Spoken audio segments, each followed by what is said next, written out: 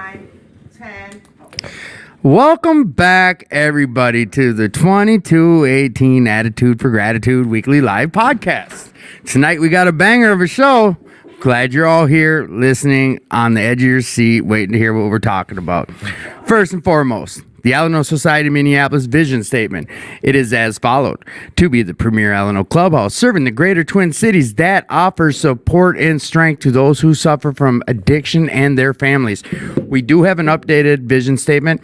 I'm waiting to receive that from the president of 2218. He will get that over to me hopefully before the show is over, and I will read that. The Alano Club. It's where you're hearing us podcast from every week. Young Matthew, our producer in training, is going to be putting up a link. So if you're able to donate financially, please do so. This club could definitely use financial help. Like I said, it's the world's longest continuously running Alano Club in the world, which just basically means it's been here forever, saving tons of lives, and it needs some help financially. It's an old building. It's a historic site. Anything helps.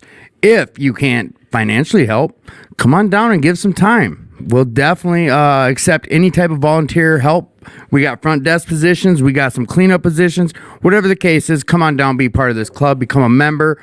Come check out one of the many of different meetings that happen at this club, whether it's a AA, NA, CMA. There's all those things going on here. Come be part of this club. Make it your club. If you have community service hours, if you got some hours you need written off, come on down. Have it happen here. So, the few little advertisements I want to make sure we're all aware of is the biggest one coming up is, I'll let Elena tell you. The biggest one coming up is Gopher State. Hey. Gopher State is going to be next weekend, and it is down in Bloomington. Starts on the 27th, goes till the 29th. If you've never been there, I suggest you put that on your bucket list. That should be on your recovery bucket list, because Gopher State is absolutely amazing. There are going to be thousands and thousands of people in recovery. There's going to be meetings nonstop. There's going to be meetings in rooms. There's going to be meetings in the main big ballroom type thing that they have. It's kid friendly. A lot of the hotel is pet friendly, so... Oh, it is? Yes, it is. My sponsor's bringing her dog. Which, she has like 10 dogs. She's got 5. And then... Are they sleeping in the bed, too? And then, I don't know. They have rooms. If you go to gopherstate.com, or it might be gopherstate.org, so just work with me here. If you go to the website, you can possibly still get a room at a discount. They do have rooms there. A lot of us got rooms there. We're also going to be doing the podcast. What? This podcast right from Gopher State. We're going to pull some people in. We're going to get some voices that you've never heard before. There's going to be so much fun. So if you need any information about that, and you can't remember the email or the website, you can always send us a text, because me, Tim, and Matt will put our phone numbers on the podcast link. Yes, ma'am. And the last little piece of advertisement is a biggie. This is part of what helps this club sustain every year. This is what draws in tons of people. It's an event. It's a one of a kind. It's the 2218's 4th annual Ride for Recovery. This is great day of fun here. If you don't ride motorcycles, that doesn't mean anything. The motorcycle ride is just an early on event. Meaning that's like at 8, 9 o'clock-ish. The kickstands are up at 10 a.m. But the festivities kick off at 1:30 here at the club. The parking lot's tricked out for all the booths, and there's a stage. We got Zoo Factor showing up to bang out some music. We got a barbecue. We got a guest speaker. We got a medallion meeting. There's a silent auction. There's a raffle. There's drawings. All sorts of good stuff going on. You can come get wristbands in advance for like $20 or $25 at the day of. It's everyone's friendly. You don't have to be in recovery to show up. Anyone you know that could use a little bit of this healthy lifestyle, talk about it. Have them come on down. Be part of it. This is an alcohol and drug-free event, and it's a blast. So come be part of it. Other than that, I believe that they're still looking for donations and stuff. Oh yes, Some Alicia. She was talking about. I was at a campfire meeting just before this, and she was bringing that up. So, if you are able to be a donator to the Ride for Recovery, please reach out to Elena, and she'll get you in touch with the right people.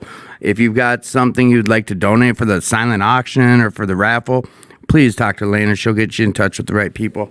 Absolutely. Other than that, I think we've got a segment tonight before we kick off with our guests. How was your week? Week was good. It was good. Good week. Not going to take up no airtime talking about my week. Just know I was on the grind. My job's working out. Staying busy. Nothing really major that happened that I need to talk about. So nothing really. And if I forgot something about someone or an event, I apologize. I'll bring it up later. But no, my week was good. Yourself? You want to talk about your week and go right into your segment? My week was absolutely amazing. I did something extremely scary, Talk to me. and my friend Tim wasn't able to make it. What was it? I spoke at SNL on Saturday. Oh, that's right. Yes, I'm sorry. I'm not sorry, but how did that go? No, I'm not sorry. No, because I couldn't make it. It wasn't a personal thing. If it was So- personal, I would say I'm sorry. So I did this thing for like a half an hour before I accepted that I would speak at SNL, where I tried to come up with a million reasons why I didn't want to speak at SNL. Excuses. Oh, excuses. Yeah. Yes. And Yeah. then I called my boyfriend, who then told me that I need to really think about this. Then I tried to call my sponsor, who didn't answer the phone. So then I reached out to another woman, and she goes, "So are all these selfish reasons?" I said, "Yes." So I did it. I spoke in front of a lot of people. And how did it go? Yeah, because you're talking now. The attendance is starting to get back up. There was Like way over too- 100 There people. was way too many people. Okay, so how did it go? It went really good. All right. Did It you went really speak good. for the whole time I spoke allotted? for like 45 minutes. Well, it's a good thing someone prepped you like a month earlier and had you speak, huh? Like at T5. Is your head growing a little bit? No, but I'm taking credit for how it worked. So, Okay. but that was good for you, right?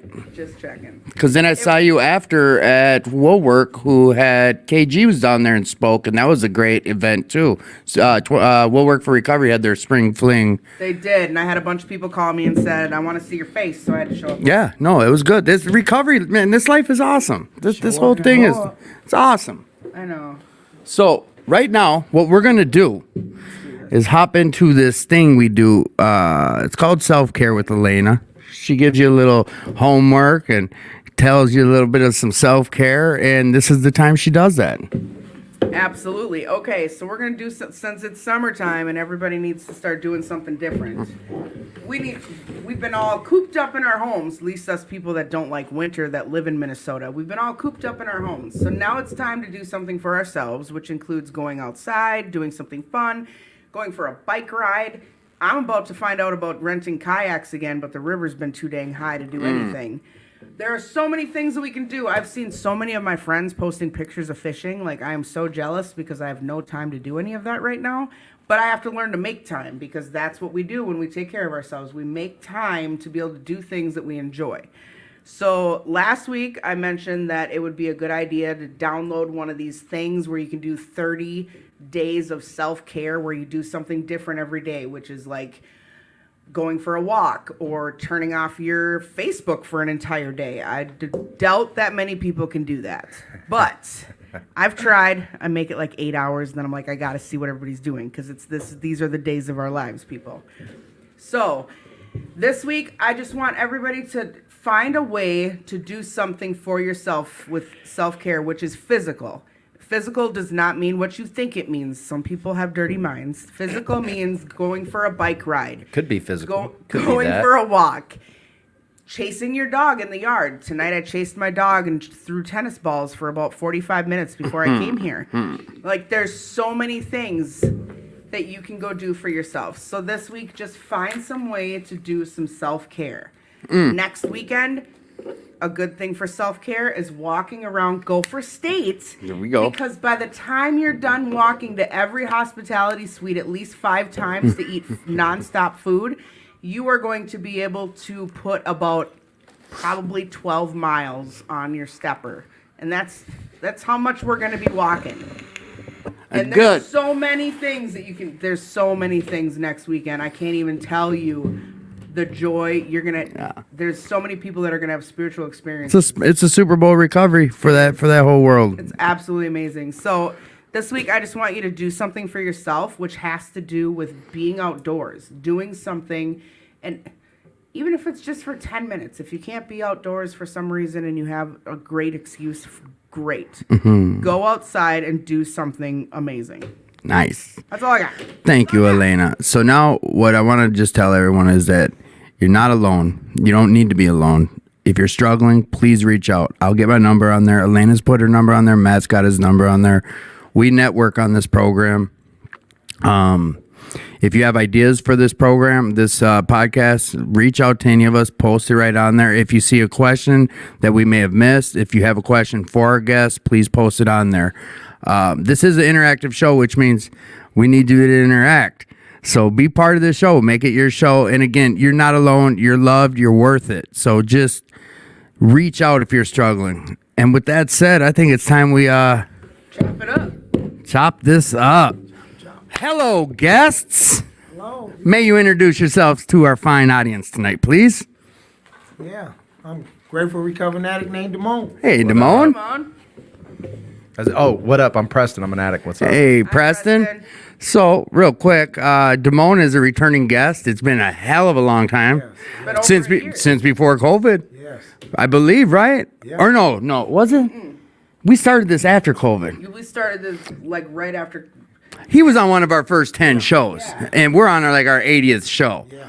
It's been a minute. It's been a long minute. And Preston, he comes all the way in from Ohio. That's right, Columbus. Columbus, Ohio. Yeah. You know, that's funny because we got another friend of ours. Buckeyes. That it's Hey. how you meet people in the world. But I Yeah. got another friend from Facebook from Columbus, Ohio, that's here in Minnesota right now. Nice. You're here on work, right? You're here for work? Well, or? for pleasure. It's a conference. It's one of the benefits of being someone in recovery is that anywhere I go, I can just look on the handy dandy internet and find a meeting What? and have Huh. like Go. instant friends. And you come on Wednesday when you get here and they go, we got a podcast. You want to come? I'm like, yeah, let's do it. Oh, you were here were you at the I came on Wednesday. Usual Suspects? The NA meeting? It was what the young people's NA Young in Recovery. Okay. Yeah. And I have to say, I was very impressed that they Nice. had a room full of youngsters going for 2 hours strong. That's When I got clean, there was none of that. No, going on where that- I'm from. So I was impressed. I did not know. Last I heard, we had young Gavin. He's been part of earlier podcasts and what have you. That dude gave me a ride to the hotel Yeah, after. I know that was part of his brainchild of getting that meeting going, and I haven't heard much about it since. But that's awesome to hear that. Yeah. That's on Wednesdays. Well, I didn't. Yeah, Wednesday up 6 to whenever. Yeah, Basically, they say 6 to whenever. It was 6 to 8, but I was grateful, man. That's you know, awesome. that I've moved around the country multiple times. We've traveled all over the world, and Right. everybody goes, "What about how are you going to meet people?" What? I feel like I got a cheat code. All I got to do is just come hang out with y'all, and it's got like Show bam. up. Show I got Right. friends, You know, I think that's where I'm going to start us off with tonight is on something going down that topic. It's like I've shared at many meetings, and I always come to this conclusion: like we're a group of people that I might not know you by name, I might never have seen you, but we show up to a room with the same common goal, and we know each other. Yeah, Like that's something the outside world really doesn't have. it's cheat code, man. Like I've never known one say it like that. So that's what made me like, we're talking about that right away. Yeah. So Damone, talk to me about how has recovery been for you since you've been in recovery? What's it been like with you making new connections? What does that do for you and in your recovery? Well, in Asia, universal is worldwide. So, you can never think that wherever you go, that there wouldn't be people like us, right? And so, just as the gentleman was just sharing, like, no matter where you go, there is somebody who has same or similar. And like, just thinking about like, connection, right? Like when I came into the program, I had the mindset like first, like, can we cuss? Yeah, we can cuss. Who the fuck are you? Yeah, buddy, we some Hey, addicts. Damone asks and answers his own questions. I That's like how that. we do. We That's addicts. fine. Yeah, Hey. right. That's just what we do. That's where the comfortability comes with the connection, right? Because at first I feel uncomfortable. But they say keep coming back, and so by doing that, like I became comfortable because as I felt and sat there and began to just connect with people, and I said, damn, as I'm listening, right? Because you gotta listen, Right? right? Get out your head. Do you though, Damone? Right. We Oh, gotta listen. Yeah, we gotta listen. Because if you don't, you're only listening to who? Your fucking self. Right. You're in trouble then, right? Right. So what I learned by listening, I was like, I'm just like everybody in this space, right? And so the connection for me was like, wow, I'm not alone. You know. So everywhere I go, I meet people like me, right? Maybe they don't know about recovery, but the beauty is that I'm able to share like I'm no different than you, you're no different than me. So we, right? It's gotta be a We. so we can connect, right? And how we connect is like our fucking problem was drugs, right? And but now we're not doing drugs, so there's a better connection, and this is how we help each other stay clean. That's where I was hoping So we'd that's the get to. connection, right? Yes. That's the connection for me. For you. And I think I've heard multiple people, including yourself, talk like you got to have your own experience in this thing. I can't have Damone's experience. I can watch him. I can come into a room and be like, I want what he's got and aim for that goal of whatever he did. But at the end of the day, like it's got to be my experience I have. With what you said, I can't say I disagree with anything you said. Like I love hearing other people talk about what connections mean or, you know, this common ground that we stand on and what it does for the recovery. Preston, what does that look like for you? Making connect. You just shared about like leaving one state to another and feeling welcome. Like, what does that do for you? Yeah, man. I think I think a lot of that work was set in the first couple of years of my recovery. Like, you know, me and my sponsor was a meeting maker. My sponsor was a meeting maker, and I was talking to our boy Tyler, young Tyler back here. This boy got what, like My 8 months sponsor. clean? Come on, 24 years Doing old. it. Yeah. But you know, when I got clean, you know, my sponsor was like, yo, we got to go to meetings like we use, like we drink, like we do Right. whatever, right?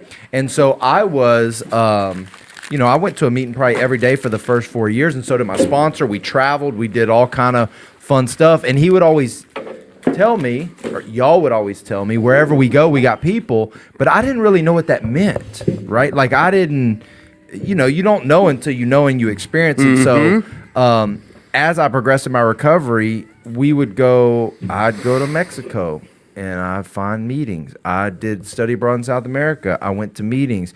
I went to California, Hawaii, Singapore, Hong Kong. These are England, France. I've been to meetings in all those places, and all I got to do is go, where's the meeting? Right. Actually, back then, they didn't have the internet, so I was looking at paper, but whatever. But it's like an instant connection. There's instant people. I usually when I Right. get into the town, I check in with y'all, and then I go about my business. If I need to come back, I come back. But that's powerful. So I didn't know you traveled as much as you did, but Damone hit it on the head too, I think, is when we're out there using, like, we know we're going to run into people using wherever you go, worldwide.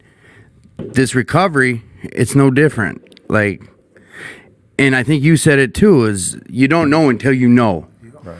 Like early recovery, I was scared. I didn't know. You know, you're nervous walking into a Terrified. room. Yeah, Terrified. like, shit. Do I really got to talk? Do I got to say? You know, like you were saying right away. Like I came in these rooms and like I didn't know what to do. I didn't want to have to speak or don't hug me and this and that. So with the way I want to word the question is. And I'm sticking to connection because a lot of people say the opposite of addiction is connection. Yep. Like you think about that and go into depth on it. Through your recovery, I see you brought a sponsee with you. Yes. And like the connections through sponsorship, the connection through being sponsored, what does that do for recovery for you?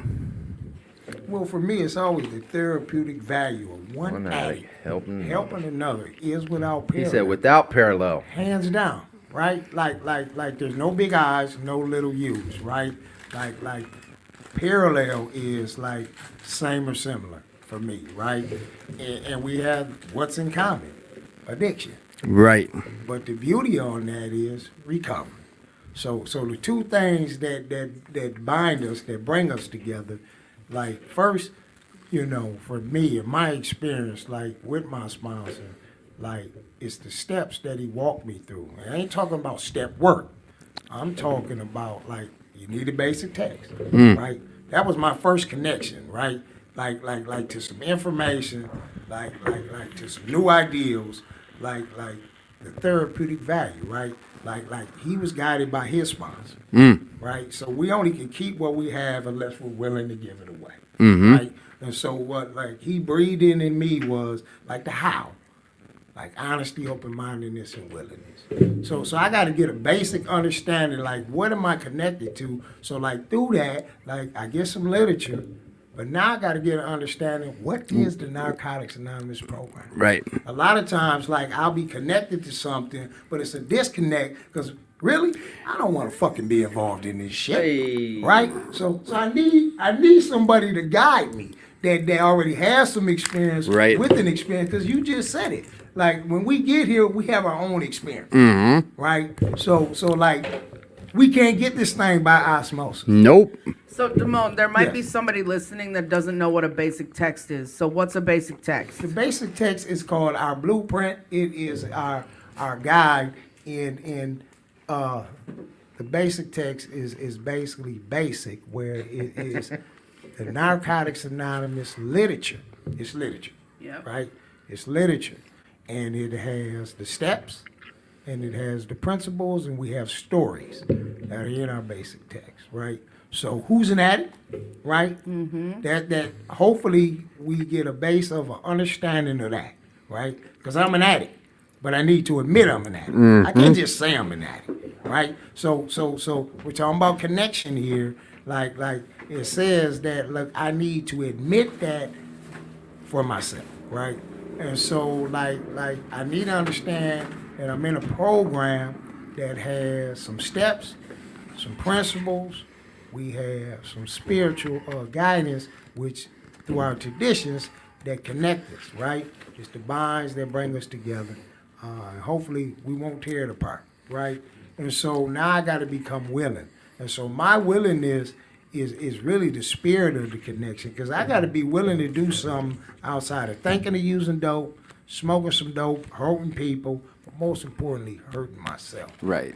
So I'm truly grateful, for that beginning connection that to a program that is greater than me, and that's where my power came to me, and really being, I should say, connected to something that was greater than me, and that's you all, Right. right? My source of strength is through you all, because like if I didn't have y'all, look, I'm not going nowhere to do anything alone, right? Like, even when I was using dope. Right, like there was something there that was greater than me, and that was the dope. We'll put that on a higher plane. I'm gonna stop right there. So we had Carlton said, it is an introduction. It's an introduction manual on how we stay clean. There's, Alcoholics Anonymous has they have their big book. Narcotics Anonymous has the basic text.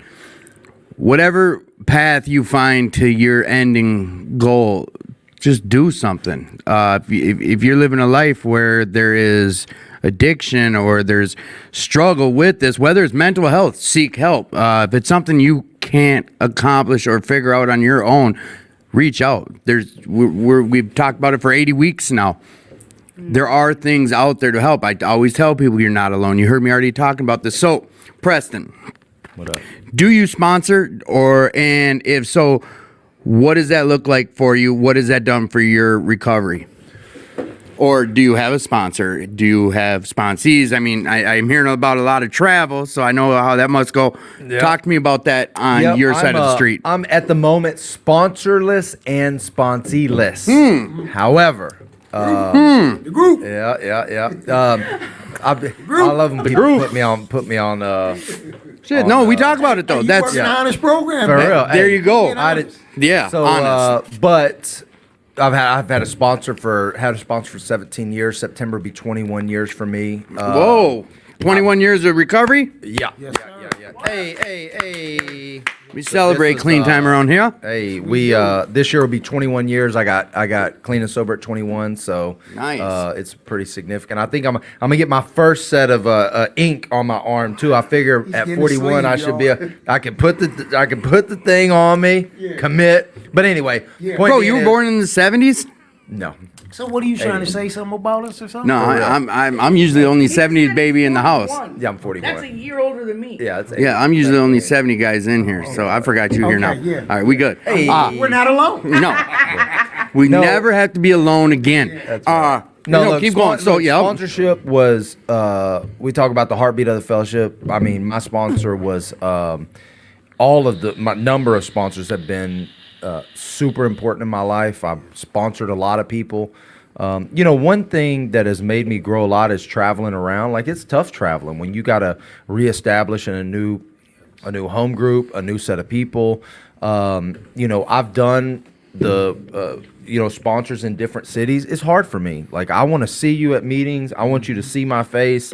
I've got to. Here's one valuable thing that sponsorship help me with, and also when you guys say I gotta build a network of people, I still to this day have a call list of about 15 people that I talk to on a regular basis. And when I get in my car, I start making calls. Now sometimes I'm hoping you don't answer because I really don't want to talk. I just want to be able to come to a meeting and tell you I made calls today. Right.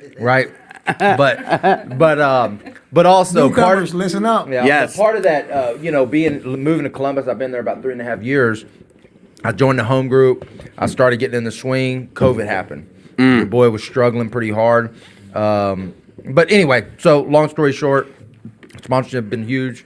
I've had a sponsor for 17 years. I haven't in the last couple, but all the things that I do, in addition to some outside stuff, has been pivotal for me. And you're the second person to front me out in a week, and you didn't front me out, but I feel fronted. So All now I right, gotta- well, that's a good thing. Well, I've been praying. I'm like, God, let me quit being so damn picky, and let me just get me a sponsor so I can start, hey, some moves. Well, we this all, right here keep coming back Yes. and connected, right? Because he's still making meetings. He still calls other ads. yes. He better be reading his literature. But no, here's the thing that I think both you can answer this, but I know for a fact we got some people listening who might not be certain on this answer. Do you graduate from this program? Do you just now that you got 21 years, are you straight? You good? Bro, you don't gotta- need this no did more? You get your piece of paper, dog. I'm waiting on it, man. me too. Hey, you did, Damone, did you get one? Hell no. So you don't graduate? You don't get a completion coin? Yeah, No. man. So this is how long do you have to do this when you get into recovery? You know I know this answer. Right. I want our guests to hear what two people who've been in this long-term recovery, Yeah. and we're going to dive into that aspect of this. So the answer is no. This is a lifelong thing. Right. Now, for new Yes. people, you ain't got to do it forever. Here we go. You ain't got to do it forever. We might scare you away. Just come today, bro. There you Just go. Just show up. Don't be worrying about what nobody else said. You just show up today. We'll figure the rest out. Yes. But what There you happened go. for me is because the solution that was laid out for me by my sponsor from the literature and going to meetings was high touch, high commitment. What do you mean? High touch, high commitment. That means I went to 90 meetings in 90 days. Okay. I prayed, meditated, and journaled in the morning, even though I didn't believe in God. I had to read recovery literature. I had to make phone calls. I had to call my sponsor every day. From that, because I was scared to use, right? I didn't want to be by myself, so sometimes I would go to multiple meetings a day. I'd show up early, I'd stay late.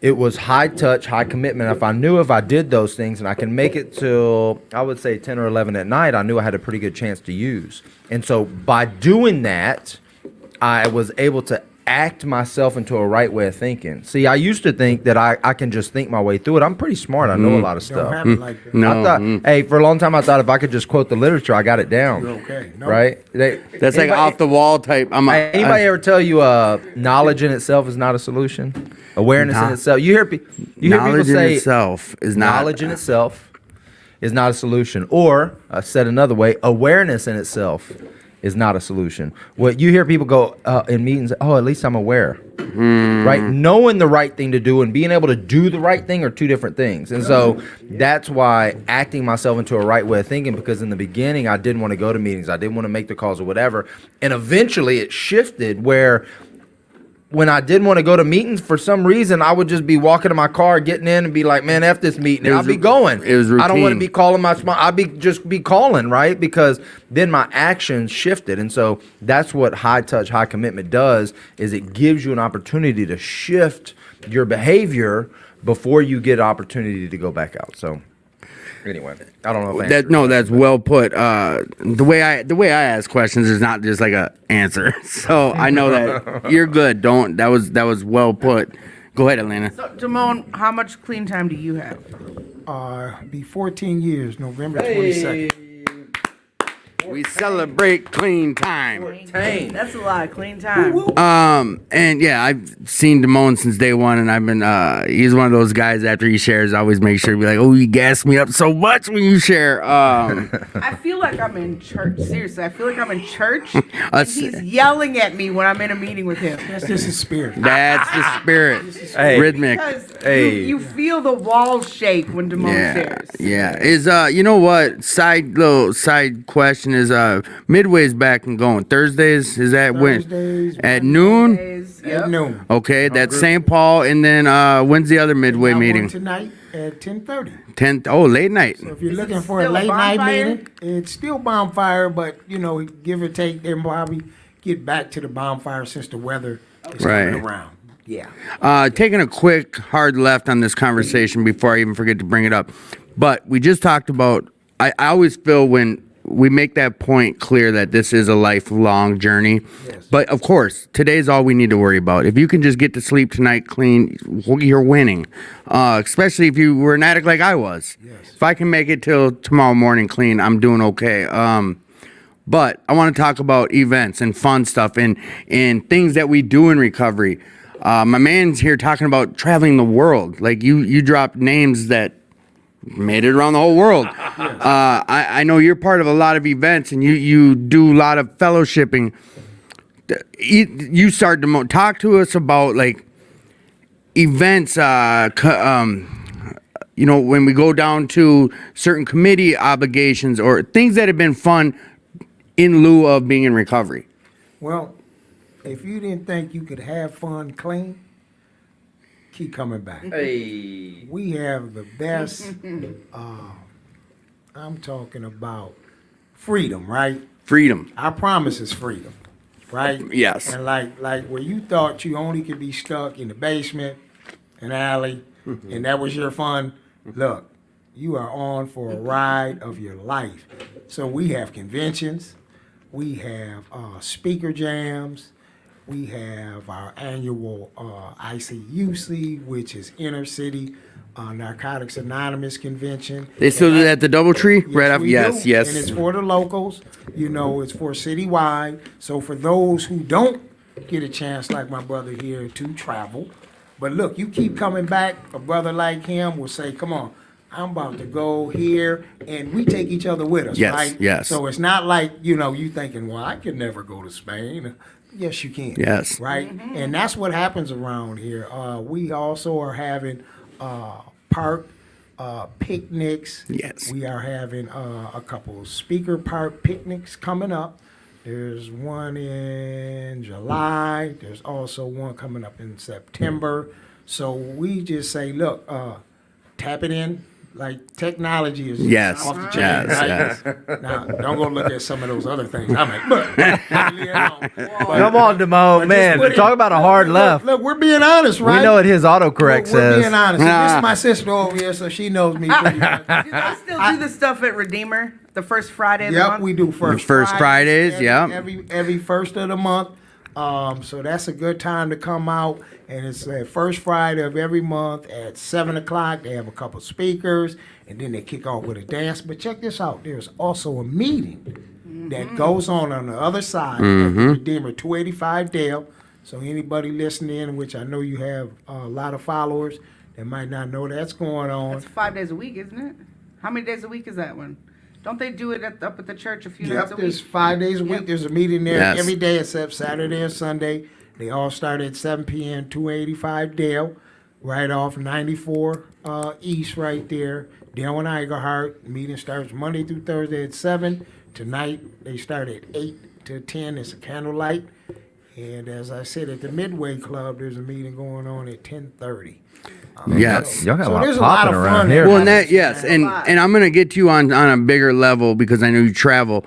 But on top of what Damon's saying, like tonight, there's they just started the softball. We got baseball, softball. We do volleyball. There's Pigs Thursday, coming up. yes, pig's a blast. Like there's camping. We have camping outings. There's certain people I know that listen that I want them to understand, like to hear this is, and we do Thursday night bowling, and these are just what little old me know about. Then I make connections with Damone, and he tells me about 5 things I didn't know about. Then I got my man Preston, who's in from Ohio, and says, you ever out on the West Coast or the East Coast, they got this. They got, like I was saying at the beginning of the show, we network. Networking meetings. Ryan put some up about an event. People post things on here about events.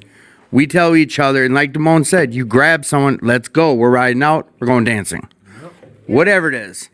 So you're from Ohio, Columbus.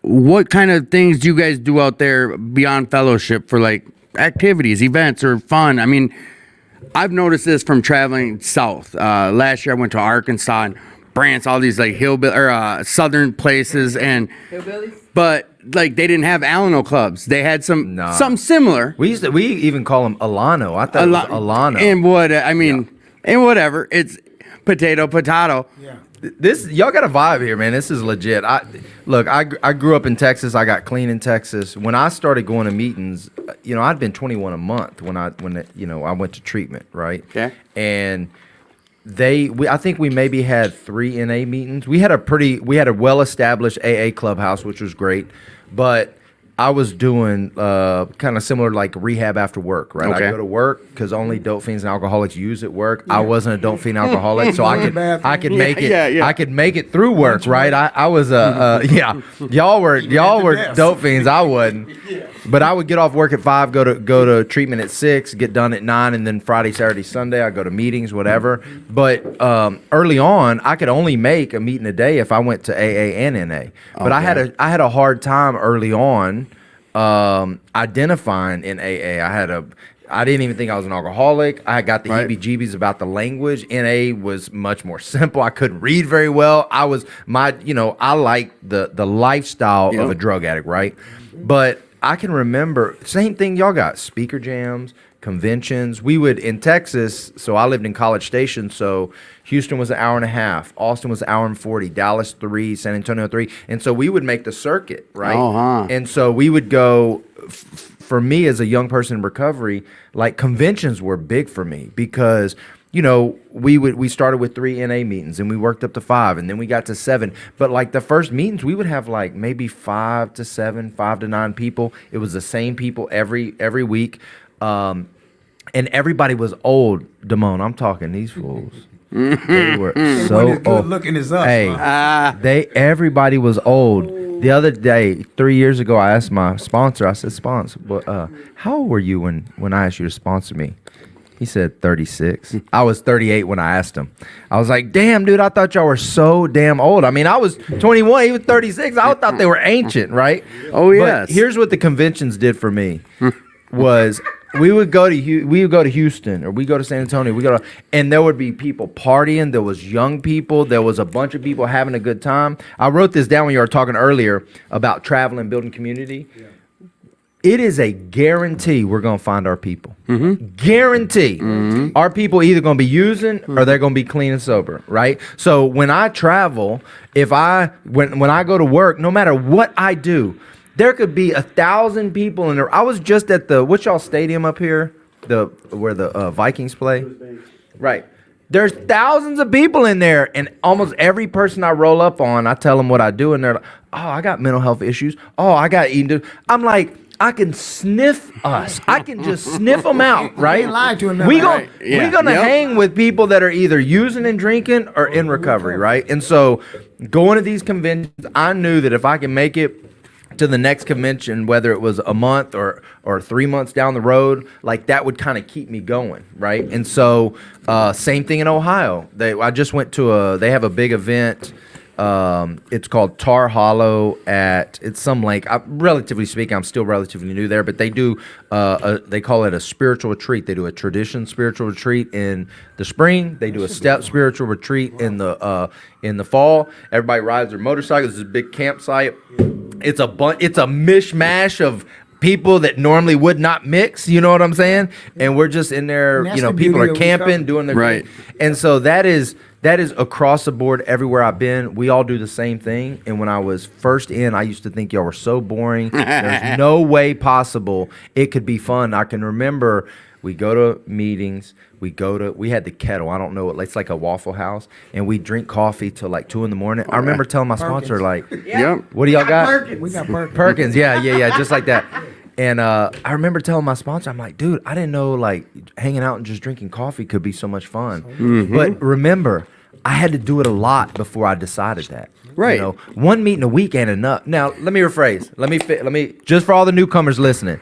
If you use once a week, if you drink once a week, There we go. you can go to meetings once a week. Right. All right. So tell them Preston told you you could go to meetings once a week if you only use and drink once a week. So Right. there's your pass.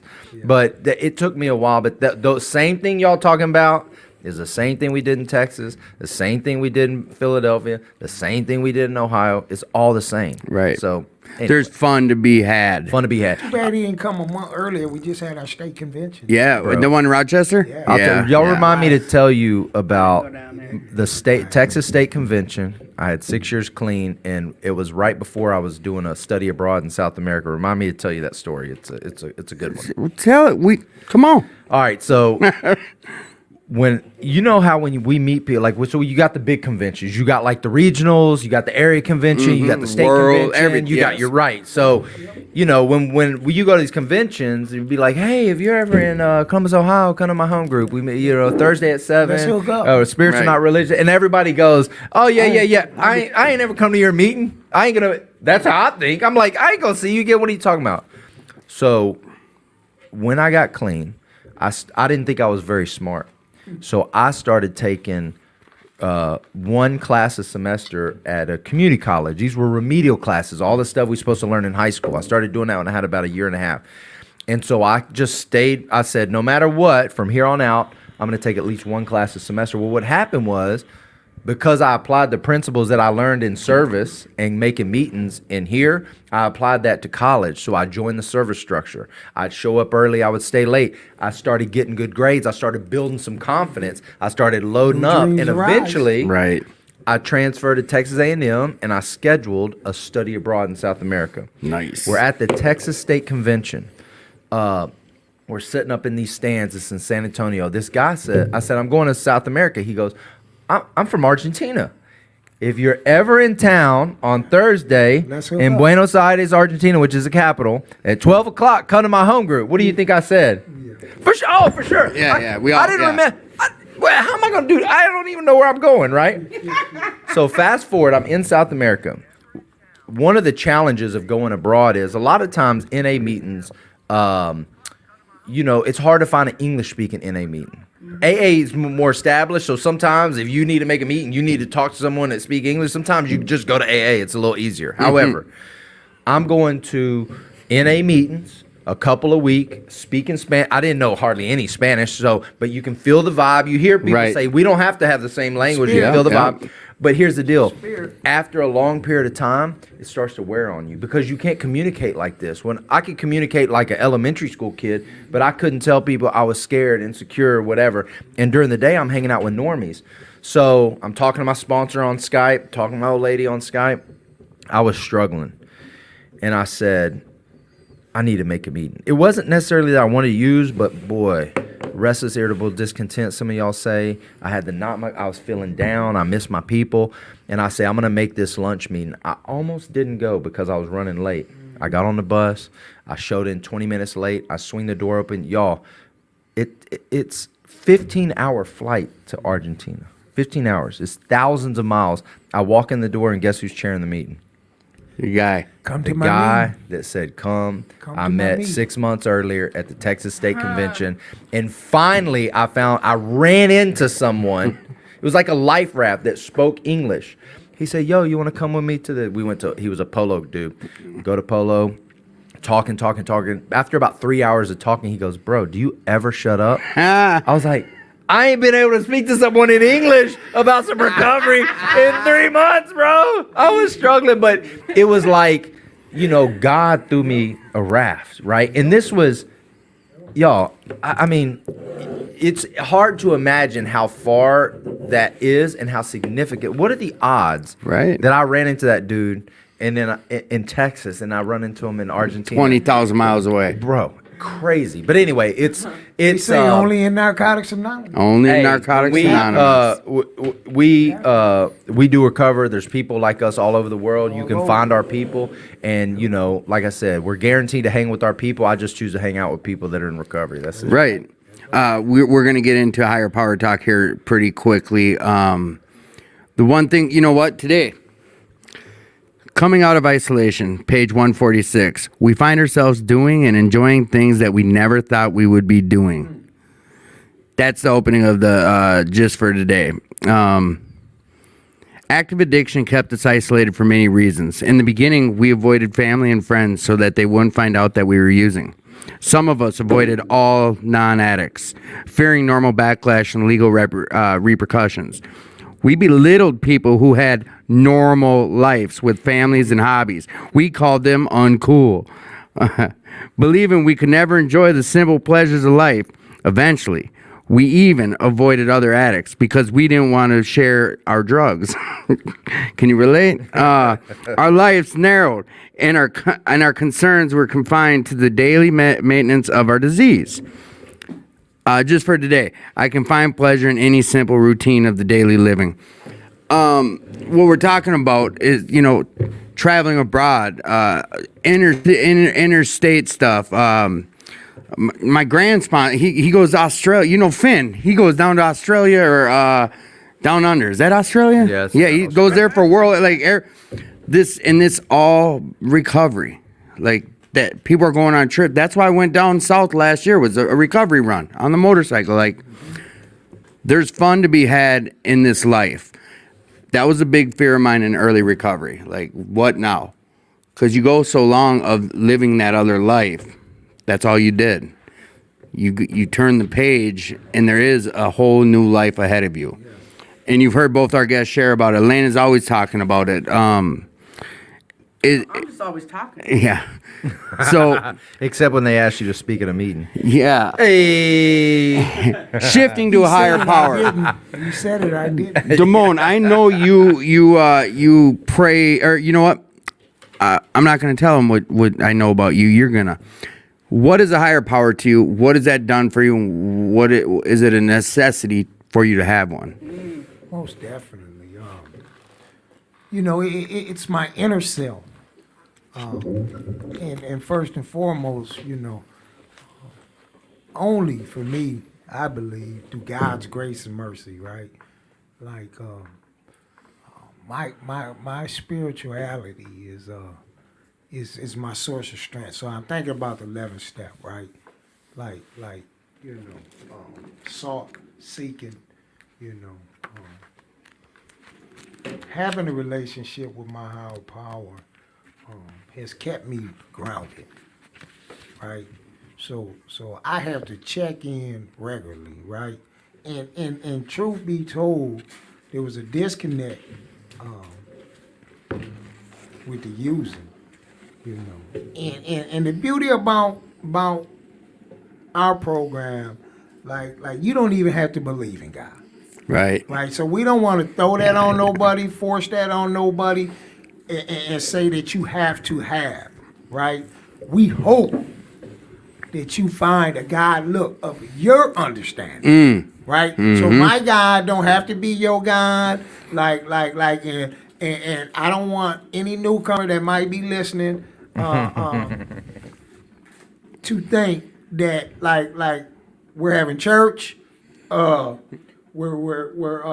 you know, my sister says like, you know, she feels sometimes like that with me, and that's just a spirit that comes That's out. the spirit. We were So sharing we about don't- that. we don't Yes. want Apparently, Tim and nobody to Elena be- feel that too when to you're be speaking in a meeting. confused that like in Narcotics Anonymous that we tell you have to have a God. No, right?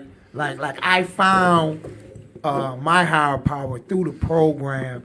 We're talking about connection. You started us out with connection, right? Mm-hmm. So that's where I become connected to the power of the group, right? And the group I seen like was working for y'all, and like I didn't even know if you had a guy, but for me to believe what I see.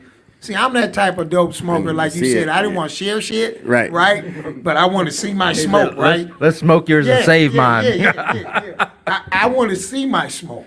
So what happened was I seen something that I call evidence. And I was seeing this program working in countless lives of other people who were just like me. So for me, I had to believe in something that was greater than me, right? And that's where the power comes from the group. That all of a sudden it dawned on me. I think I had about 3 years clean at the time.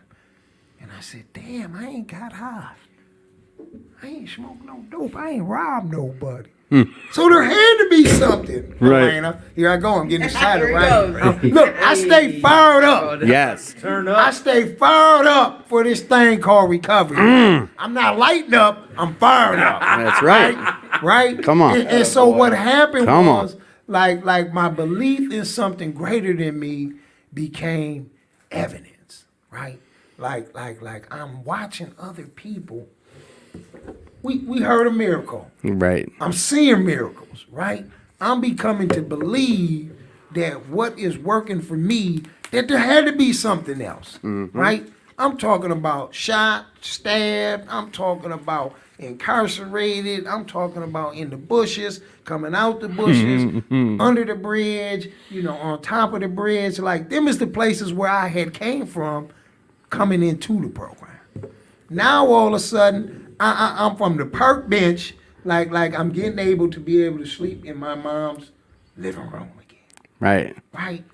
But I'm coming to meetings, and like people are taking me to their house, Right.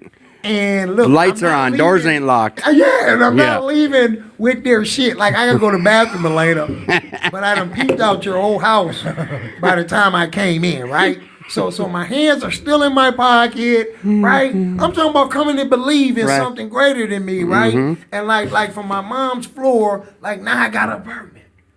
Like, wow. I was taking the bus, now I got a little beater, right?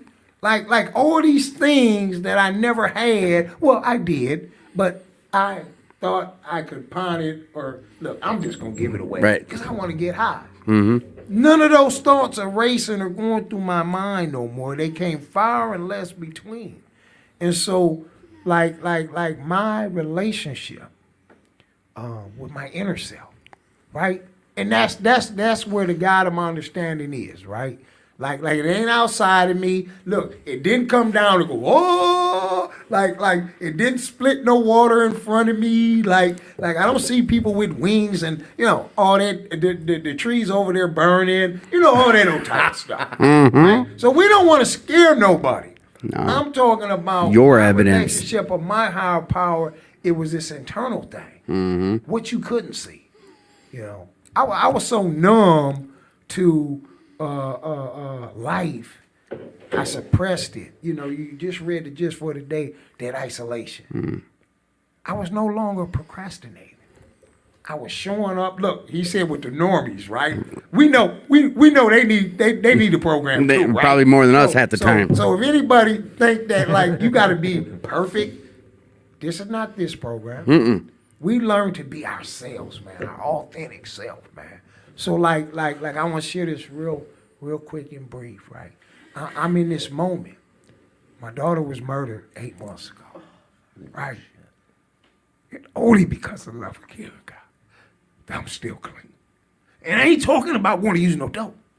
I'm talking about going to do something that I wasn't gonna come out clean. You know, because I still got that thinking of that old thinking, like you do something to me, I do something to you. Right. Right? But I had to turn it over. I had to let go, let God. I had to give it to the group. So y'all can give back to me what I give away so I can keep what I have. And it's the promise, this freedom. I want to be free of me that I no longer have to run from my reality. And that's my reality, right? I'm in the here and now. And so like through this program, like I see the God in you, right? And I ain't talking about, like I said, if you got a God or not. Like what I see in you is me. And that's where I begin to understand the we. Like I can come to you and I can tell you exactly what I'm going through. And like if you ain't said nothing, but you give me a hug, you give me a smile, that takes just a little bit of that off me. And I'm grateful, man, like for the God of my understanding, that if he can do something for me, I know he's doing something for you. Because if we ain't getting high today, Right. that's a fucking miracle. Beyond. Hands down. So what Damone was saying, we sought through prayer and meditation to improve our conscious contact with God as we understood him, praying only for knowledge of his will and for us to carry that power out. Right. He's talking about seeing results in something he didn't believe in. Evidence. When you're around enough people, if you don't believe, I'm not paraphrasing what he said, but you go to these meetings, you see some happy people.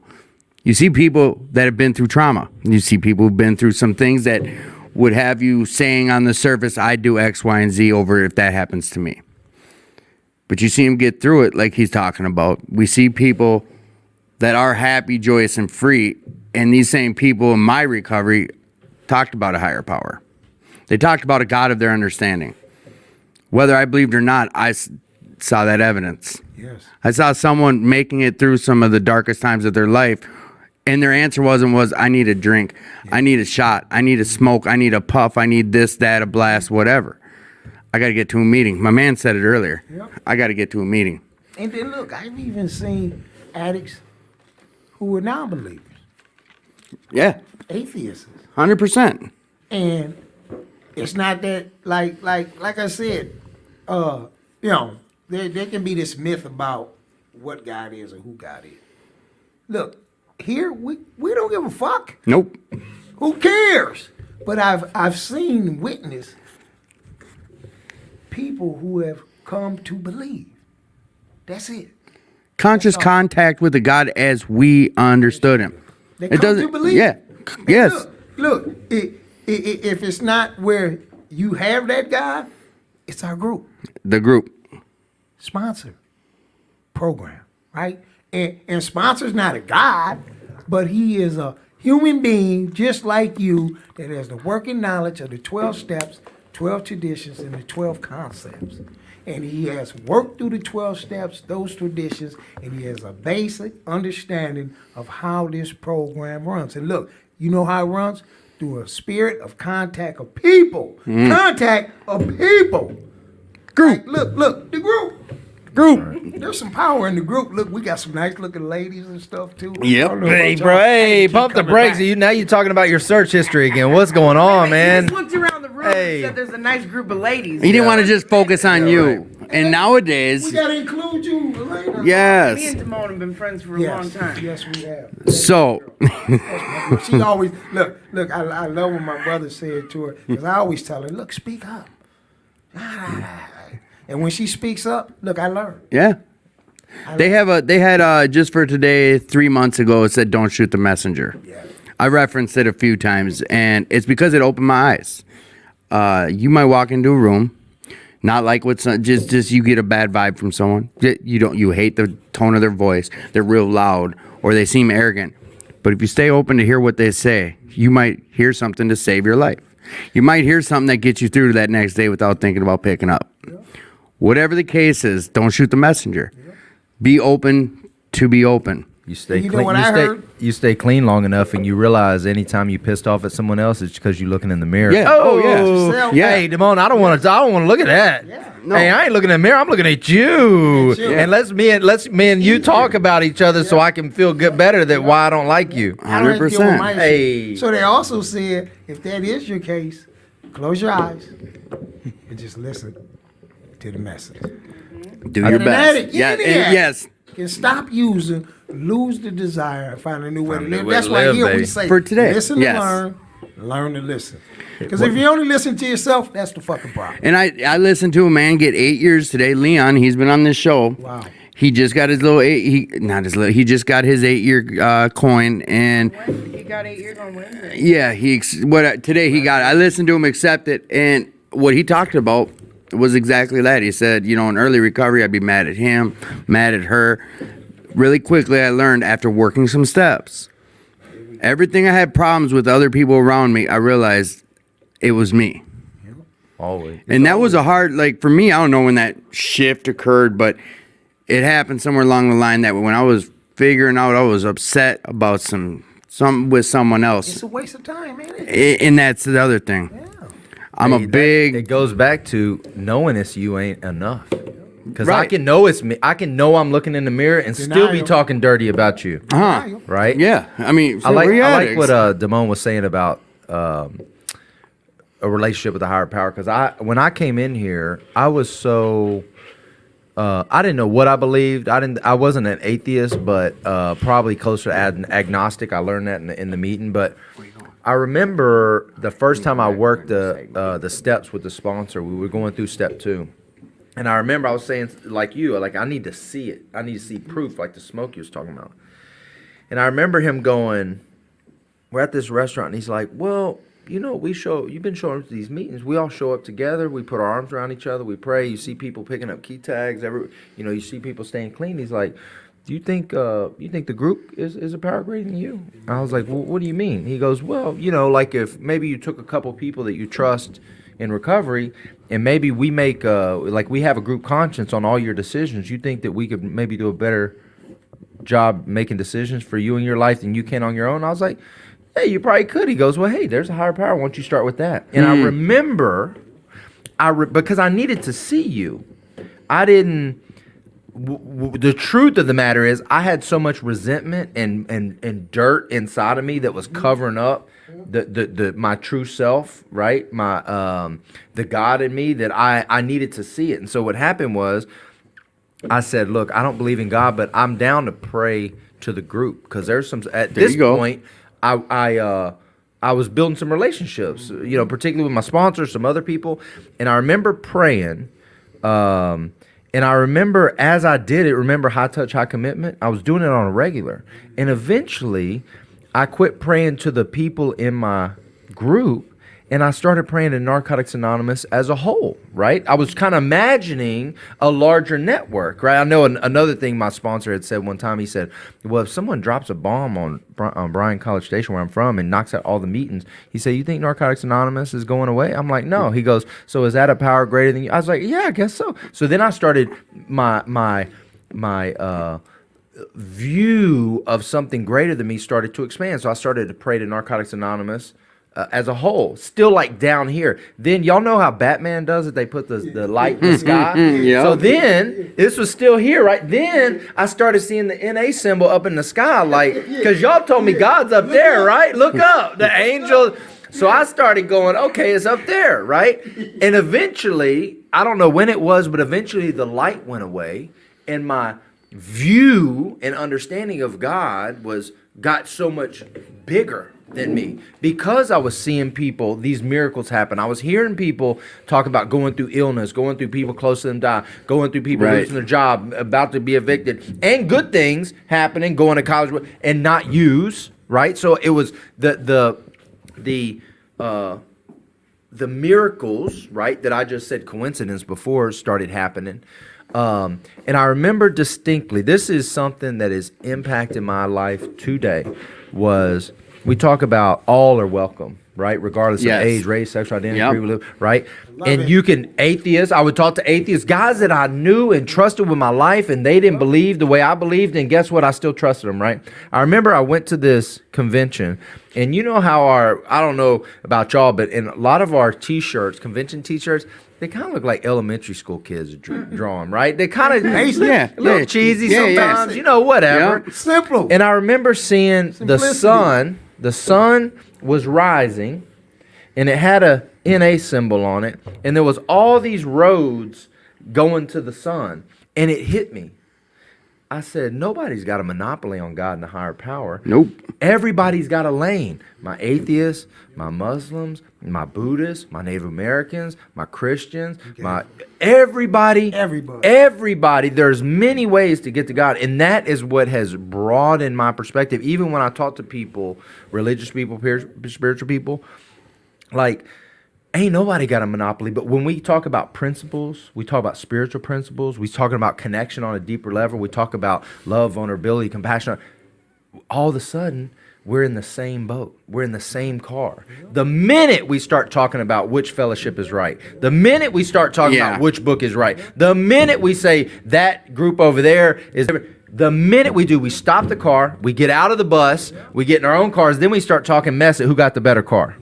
I learned that from Narcotics Anonymous. I learned that from 12-Step Fellowship. a beautiful thing. We don't Right. have I don't have a monopoly on a God, a power greater than me. But here, if you're on a bubble, if you're maybe not sure, Welcome. You know what else? Welcome, and you know what helps? Show your ass up on a consistent basis and start Right. asking people, listen to what they're saying, and asking people their experience. Work the steps, because that is the Freedom. steps to freedom and a relationship with God and a higher power. But that's where the understanding will get greater, and then you can share that message with someone else, If I want what you have, I got to do what you did, Yeah. or at least attempt or it. find out, hey, don't do it like that, motherfucker. He right, right. crazy. 'Cause She you're- wild. Stay clean, you're gonna get an experience. All right, so I'm gonna cut in for a minute because we have another segment we're gonna do right Hey, Segments. now, and this is tidbits with Timmy. I'm Timmy, and these are hey, Timmy. tidbits. tidbits. Oh God. What do you call a fake noodle? Oh God. An impasta. And pasta. That's funny. What did the grape do when he got stepped on? He let out a little wine. Yeah. Hey. I was gonna say squish. Squish. All right, so this week's see, I got me laugh. This will be quick, short, sweet. I have problems every day, but problems don't have me. So life shows up. We talk about this all the time. Life shows up. It's gonna show up. Damone just talked about something. Something happened. Life shows up. You can't stop life from showing up. How are you gonna be there for when that shows up? How do you want to be there when life shows up? We're talking about this life this new journey that we've embarked on, this life of recovery. We're talking about life lessons. We're talking about a book that gives us a guide to a happier freedom life. These are things that help give you tools to face life when it shows up. I'm a big advocate of we are the creator of our own happiness and we are in control of our own happiness. We've shared about it tonight that, if something's pissing you off that someone else is doing, look within. When something negative is happening around you, how do you want to react to it? Do you want to let that dictate the rest of your happiness for the rest of the day? Do you want to let that carry on with you till tomorrow? Or do you want to keep it pushing and remain happy? It's up to you. I truly believe that. If you pause, take your time when something bad's happening, check your surroundings. If it's coming from someone else, you don't know what their day looked like. Don't let that take over your happiness. Don't let the problems of your day be the problems of your night. Check your clock. What do sprinters eat before a race? Bean. Nothing. They fast. Hey, And that was Tidbits with Timmy. tidbits Love with it. Tim. All right, back to your regularly scheduled program, boys and girls. Nice. Okay, so wait a minute. So you gave a shout out to Leon because Leon got 8 years on Wednesday. Yes. Hey, So Leon. I want to give a shout out really quick. I don't know if he's listening, but Bubba Sparks Oh, how's Bubba Sparks. has 4 years today. Hey, Bubba. Hey, Bubba Spark. He's Nobody been a knows who Bubba Sparks Yeah, is. he's been on the show It's multiple one of my times. really good He's been on this friends. show? Yeah, twice. Not the real Bubba Sparks. I'm My about to friend, say. my friend just. damn. We ain't doing it real. like that yet. You worldwide so, for real. so I have a friend that I think looks like Bubba Sparks, so I Okay. call him He looks Bubba nothing Sparks. big. No. He's a You big know white. who he is. He's a big white redneck that talks in rhymes. You His know. name is Andrew. I like Bubba Sparks. His name is Andrew. He's great. He's one of my really good friends, and Right. Yeah, he has a heart. He Congratulations. has a heart like He this. does. He's a good And guy. He's one of the guys that saved me when I walked in these rooms and told right. me to keep coming back. So right. today he has 4 years. Congratulations. Yes, congrats, Andrew. Bubba. Hashtag Bubba Sparks, what up? Yes. I say I'm waiting on your new album. Hey. So we're going to a basic question here for both of you. We'll start with Damone. You finished up before. All right. Biggest hurdle in early recovery. What was one of your biggest hurdles? Relationships. Okay. Now, without it being a one-word answer, how did you overcome that hurdle? Step work.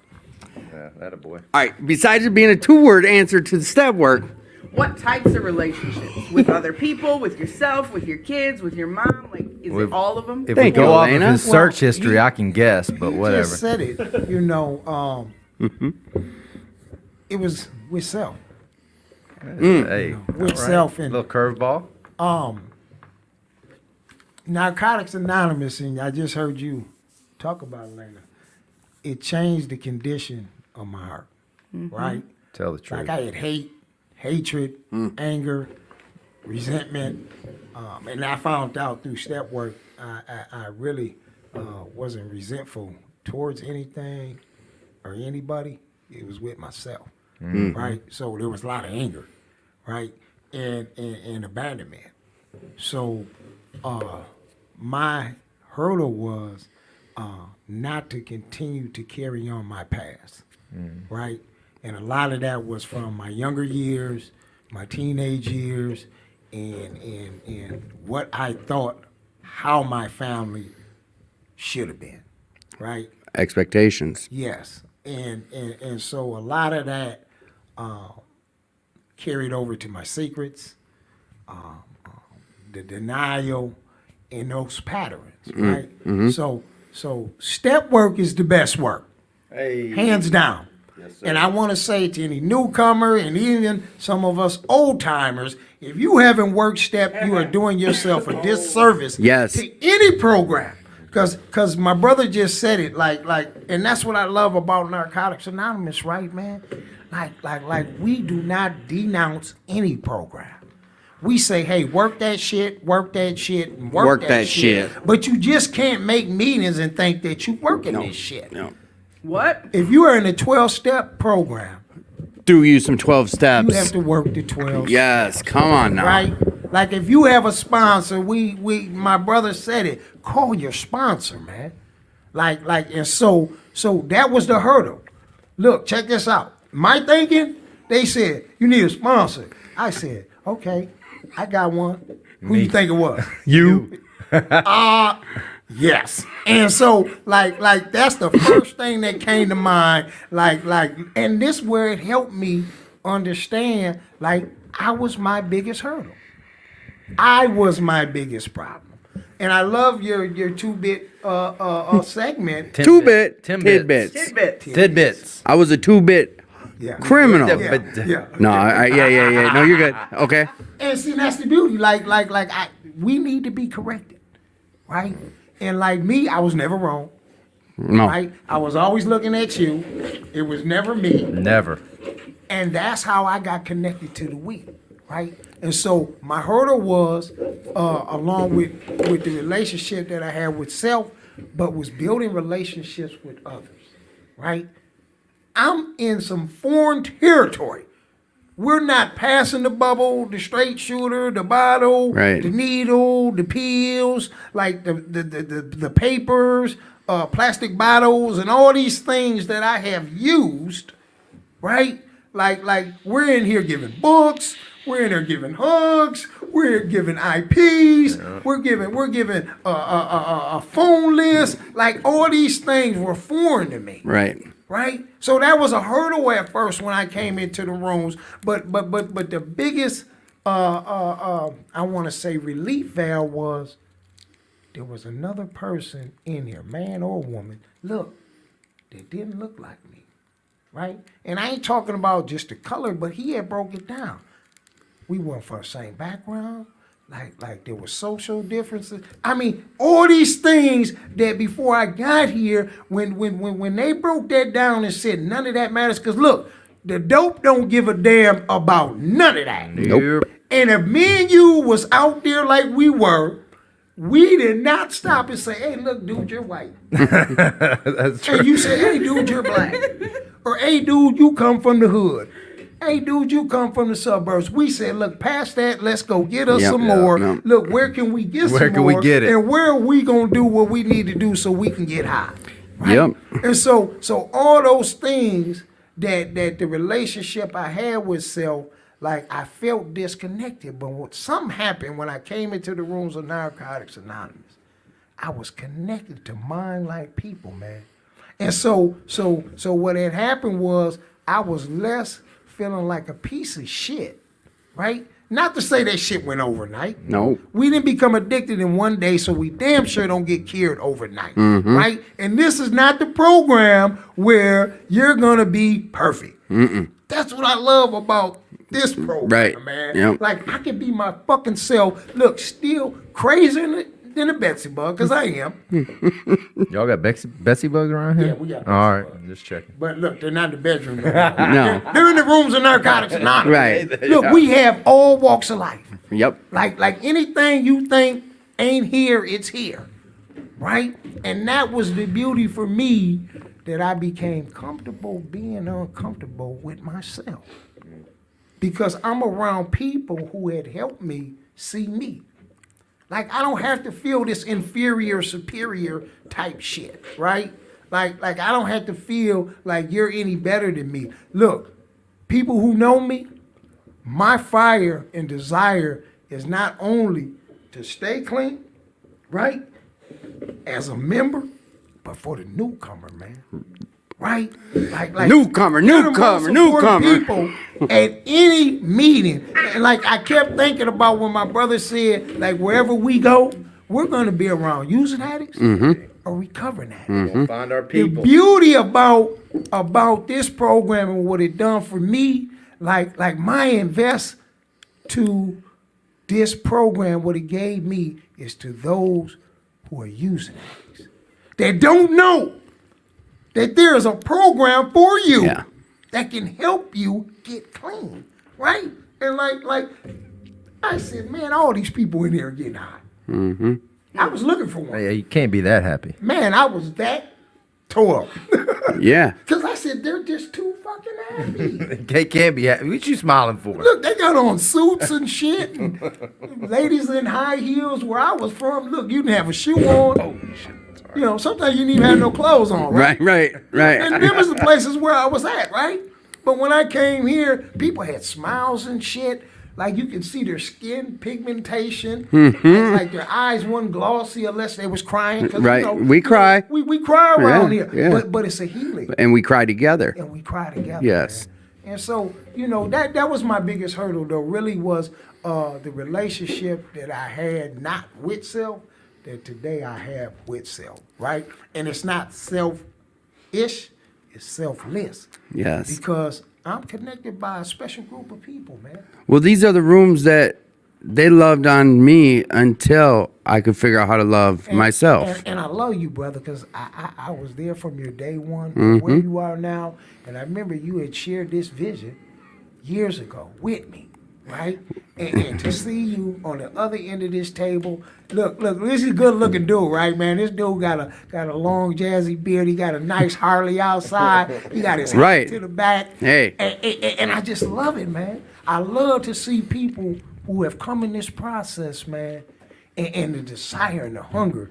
You know, I'm so proud of you, man. And like when Elena said, look, you want to come back on the show with us? And I said, yeah, without a doubt. You guys fucking want me back? Look, that's a blast, man. When I'm going to get a blast. Like, I couldn't Yes. go to a place and they said, come back. They said, look, don't you ever come back here. Yes. But y'all wanted me back, man. It's fucking great. I'm Always. a dude from a wild Buckeye. Look, they beat up on us once in a while, our Gophers, right? But we'll get them one day. Man. We'll get 'em. Don't worry. No, He brought I up- was- Don't worry, I'm an I was Aggie. finally Giggle, able to holler. make it to my home group, Yeah. which is at Midway. Yeah. And I cornered him when he was in his car. He couldn't get out. I said, "You want to be on the podcast?" And I You wouldn't I even had had the to corner calendar him. open. Yes, you did. You wouldn't like, have which to. day you Huh? want? You didn't have to. That's far. You know, I just making an observation. You know, you're hanging out with the dope fiends in recovery and alcoholics in recovery. They got multiple variations of candy. They on their. It's not. Hey, it's 10:30 at night. Sugar They're strong. on their. They're on their second pot of coffee. They Yeah. got multiple forms of stop nicotine. drinking. Nah. They got multiple types of drinks. don't Man, stop hey, drinking. I'm in the right place. If I wasn't on my bike and showed up when I did, we'd have had a couple pizzas. Like Hey, we I'm getting in dirty the- now. It's like we keep you guys. Usually I give you some energy drinks. Hey, we in the right Yeah, place. he'll keep you going. Hey, we gonna use no matter what. We just choose No to use matter what. caffeine, Yes. candy, and nicotine today. Yeah. Yeah, 100%. Like, and I like what Damone shared. It's these rooms, they transform people. If you want to, if someone it was at Midway told me it said buckle up when it was early recovery. Buttercup. It wasn't so much as like that, but it was more or less like No, it was one of those Hey, things. you know though. people be that's saying our that. mind. That's our mind going right. Right. So we're gonna leave that alone. They did. They said like you're in for a ride. Buckle up. You're in for a ride. And it was emotional to hear it because it was at a point where you just your head starts to clear up. You know that them earlier days. You're coming in. You're starting to really hear a message. Something's starting to click when someone says something when they're sharing. And this program gives this new life, this whichever way you find to the finish line, just try to be on your path to a finish line of happiness, of joyous and free. He talked about this is a promise of freedom from active addiction and freedom from many of other things. Hurdles. What were some big hurdles for you in early recovery? Big hurdles. So I was quite young. I didn't think I was ever going to have any fun. We talked a little bit about that Yes. before. One of the biggest things was being around my family. So when I got into recovery, I've been arrested 4 times in 3 years. I was. It was really difficult for me to accept that I was a drug addict and alcoholic. And what I mean by that was, I got my real estate license at 18, right? I tucked my shirt in to go to work. I showed up to work every day. I made more money than any of my other buddies. And I was like 18 to 20. I was doing well. I was modeling the behavior I was doing the behavior that was modeled for me, which is you show up to work, you can do whatever you want. Right. But I, for some reason, kept getting arrested. Big arrests. Wasn't little arrests. They were big arrests, right? And I'm going, what is going on? I'm doing everything all the people in our circles, I'm talking adults, were doing. And yet I still ended up, on the verge of going to jail or going to rehab, right? Right. So accepting and understanding that I might have a problem.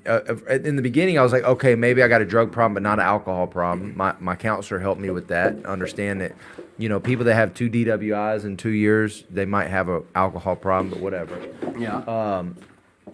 But the other thing was, my family was like, Preston, why you keep getting arrested? You need to get your stuff together. Why you keep doing this? Why you keep doing that? You need to change. Blah, blah, blah. And so I started going to meetings. I started changing. And then I go, Mom, Dad, I'm an addict. I'm an alcoholic. And they go, whoa, whoa, whoa, whoa, whoa. We didn't say that. Hey, what are you talking? Just do a little. Right, just drink a little, and I'm like, no, I'm an addict. I'm a man. I don't know, man. You sure? Why don't you have the little this, little that, right? And it was so hard to go around my friends and family when I got early in recovery because, I you know, It's the party guy. well, it wasn't even that. It was like, when you start, let me speak for me. When I started to change, it made people around me uncomfortable, right? Because, and you still experience this today. When other people are like, whether it's getting in shape, whether it's, cleaning up going to school, whether they're doing something better, the people around them like, yo, what you think you're better than us? Yo, why don't you have some of this? Yo, what, right? Because, Right. and it's nothing against them, but I do that too. Like if you're doing something different, it makes me uncomfortable. I'm going to try to get you kind of on my level, right? So it was not their responsibility to not drink around me. It was not their responsibility yeah. to not use around me. You know whose responsibility it was? Yours. Yo, It was my responsibility to go to meetings. Right. And it took me about a year before I remember somewhere between 9 months and a year, I went to a couple family gatherings. I went early. It was still daylight. I talked to my sponsor before I went. I Had was an planning to escape go. I route. had an escape Yeah, route where I yeah. was going to a meeting after. I would show up, right? My sponsor really broke it down for me really well, which hit home for me. I said, but what about my boys? You ever do that? What about my boys? What about the ones I grew up with? I can't, but he goes, they're still your boys. You just ain't hanging around with them Right, for right right, now. I'm yeah. like, because that gave me a pass because I felt Right. guilty. I thought, But our heads want to tell us Right, yes, yeah. yes. because just like I can easily go, they want to, make sure that I'm not making them uncomfortable by not using. Like also didn't want them to think I thought I was better than them. Right. Right. Because I have my own insecurities, my own self-worth. Right. But somewhere around a year, 9 months to a year, I remember my mom saying, I don't understand what you're doing, but we like this, Preston. Yes. Right. I don't even need to understand it, but you keep doing what you're doing because Our surroundings see our changes before we do. But here's the deal: it took a year, right? And I also went on the like trying to recruit the recruiting trail. I was campaigning. You were Yo, religious zeal. we You all can had use it. this, yeah, Hey, yeah, mom, yeah, dad, you're an yeah, alcoholic. yeah. You're Y'all an get addict. clean. Come on, man. We Y'all need to get get in clean. there. My dad said, I will never go to that. And it was like, dude, I was having a hard time, man. Talking to my sponsor, it was tough, but. Eventually, when I quit trying to convince them, and my sponsor, he called it. He said, number one, quit trying to tell everybody what to do, right? Quit trying to recruit. If you gotta tell me you're changing, you probably ain't changing. He said, Right. quit telling me you're changing and worry about just showing me, right? Showing us, showing them. And he said, Program action. he said, an interesting thing's gonna happen. People are gonna start going up to you and go, Tim, something's different about you, Tim. Damone, I don't know what it is. And you are just as confused. I was confused. People would be like, Preston, you're different. I'm like, I don't know. It started to happen. And then people started saying, hey, I don't know what you're doing, but we like this guy better. And that was some of the biggest challenges I had Right. early in recovery. Side note, Marissa P is here now. Okay. She felt a little bad, just letting you know she's a little late, but she made it. She here. That's all right. He got followers beyond followers. Welcome. yeah? Yeah, he's a what they call a pillar in the recovery community. No. No, he'll sign your basic text if you play your cards I'll right. put my number. We got Demoni change Mo number. Mo Mo That- up in that's here. it. I want Yeah. to go to His New clean Zealand. date. Yes. go to New Zealand. Yes. Bring your zoo with you though. Well, All those beautiful children. oh yeah, that was my next biggest challenge. But What was? loving, caring, Come and on. fellowship. Fatherhood. Oh, huh.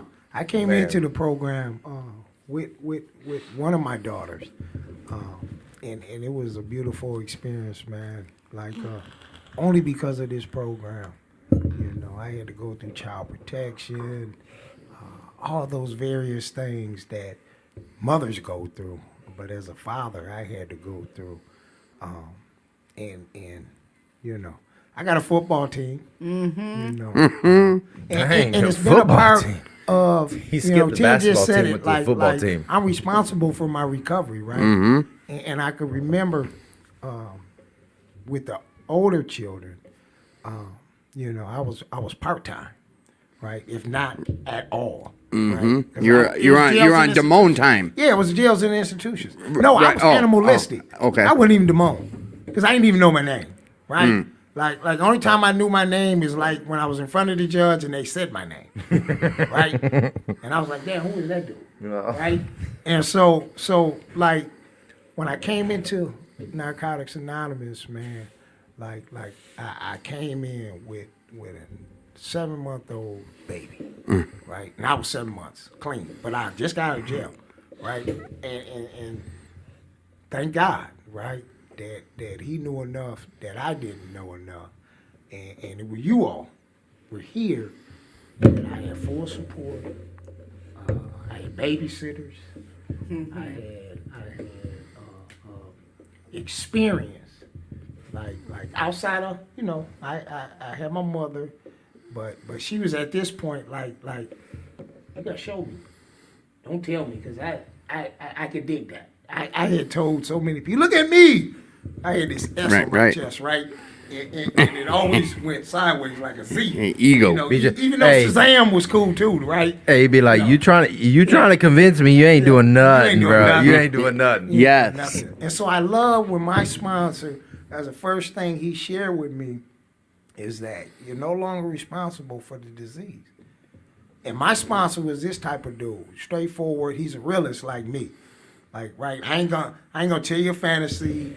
I'm done with the illusion. Like, I need to be in reality, right? Right. And he said, so your responsibility is your recovery, And that always had me thinking about, well, what is recovery? So I'm still a seeker, right? Just like when they told me there's good dope down there. Better get Look, Hey, Go hell of a high water to get. Yep. Zeking. Even if they said there's bad dope down there. Let me go check. I got Hey, I gotta check. So I went there, right? And so they say like that same mindset, like there's a shift change. If you use that same tenacity you put into going to get one, at least a tenth of that into your recovery, Right. Yeah. you have a better chance at staying clean, right? And so I'm still that same person who I was. I just don't do those same things that I did. Right. So what I do, what Narcotics Anonymous members do.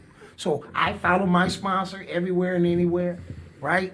And look, I was that person, like, I'm gonna sponsor myself, but I knew that lie would have got me high. So I said, and we say, just try, right? Just try. And I said, okay, I'm gonna try. So by calling my sponsor and everything that I thought that I knew what I was doing, when I did my inventory, like you don't even have to work the steps yet, right, to get a true understanding of what the step is gonna do for you. Because I was that person, I needed to say, I don't know what to do. Because Right. everything that I told myself, I know what I'm doing, I'm an addict. I found out, like, I have to come to believe jails and institutions, because that's all what my reality was. But I denied that, and my fantasy was, like, I can smoke one more time. Always. Always. And now I can laugh about that. 'Cause the reality of Just saying it, that, yeah. And the only way I believe that if I'm by myself. So here it comes back to the group, to the program. That I got the evidence now that people who are not using, look, I'm not hanging with my buddies. I'm not feeling that unsecure self about like I don't want them to think I'm better than them. No, I want to find out who's Damone. Now, look, I'm saying my name, and you guys are saying my name back to me regularly, because I'm around y'all now. It was miraculous, and so like I got this young lady, like a baby, man, and I get an opportunity, man, to raise this child, and now I'm raising my other 6 children that I didn't get to do with the first 6 children. I'm talking about this miracle, man. Like believing that I ain't even lived it yet. But I'm about to live a life that I once had, but I never had. Now I get another life to live, right? They say, just don't get high. So I'm changing diapers. I'm making bottles. Like, I'm getting, waking up wee in the hours, like not running from the police, but running to the bedroom to change the diaper. I gotta make a bottle, so the women in the rooms help me with that, right? Like, and they said like, look, all you gotta do is like, this a program we become available. So I'm on a 24-hour call, man, raising this little girl, man, and like I got 4 beautiful daughters, man. like I love him to death. I got Ringleader, Daddy's Baby. I got Sneaky Iggy. I gotta watch her. You know, she knows who she is. And I got one that's just kick back. You know. And then my boys, you know, one of them he's a watcher, and the other one I call him Crybaby, right? But the beauty about that is that fatherhood has become my responsibility, man. You know, and Elena and all everybody else who know me, you know, they give me a gut shot with it, but it's a love shot. Right. No, the best thing that you can ever see is Damone walking into a meeting with 2 kids walking in front of him or behind him, already asking for money to go to the vending machine, while he's got 2 holders holding 2 more kids Bro, that as sounds. he's walking into the meeting. And I'll tell you, his youngest little girl, that girl stole my heart. And his boy, Lil Damone. he will smile. It's not the men, it's the women. The women in the room, he will look at them and he will just smile. Oh, his and he dad, doesn't his daddy's stop. son. Man, that He sounds doesn't like stop. work to And me, you cuz. pull him out of his little hold. I haven't seen him in like a year. Disabled child. Too. Yeah, you pull him out and he just He's 5 now. sits in your lap and Yeah. he cuddles He's with you 5 throughout now. the whole meeting. And it's serene. It's amazing. He got a smile that would just light up the room. Yes. And you know, he can't say too many things, you know. And you know, he has been with gift. the rock of my recovery. I'll share a quick story. There had been some trials, right? You know, we go through life on life's terms, right? Without getting high, right? Yes. And like for a glimpse, look, we're addicts. There's never, so newcomer. It's not that we don't think about getting high. It's the blessing we don't have to act on going to get Yep. high, right? And so there have been some days, some moments, some years, some days, some hours, some seconds, and something about Lil Damone, man. I look at him and his sister, this is my, you know, second daughter that I've lost in recovery. And my first daughter I lost after birth. A few hours later, she passed, right? Little Damone survived. They were born 5 months early. And so I watched this little dude, man, go through massive surgeries. I mean, days in. Oh, man, wow, you know. But he got this smile like Elena was talking about.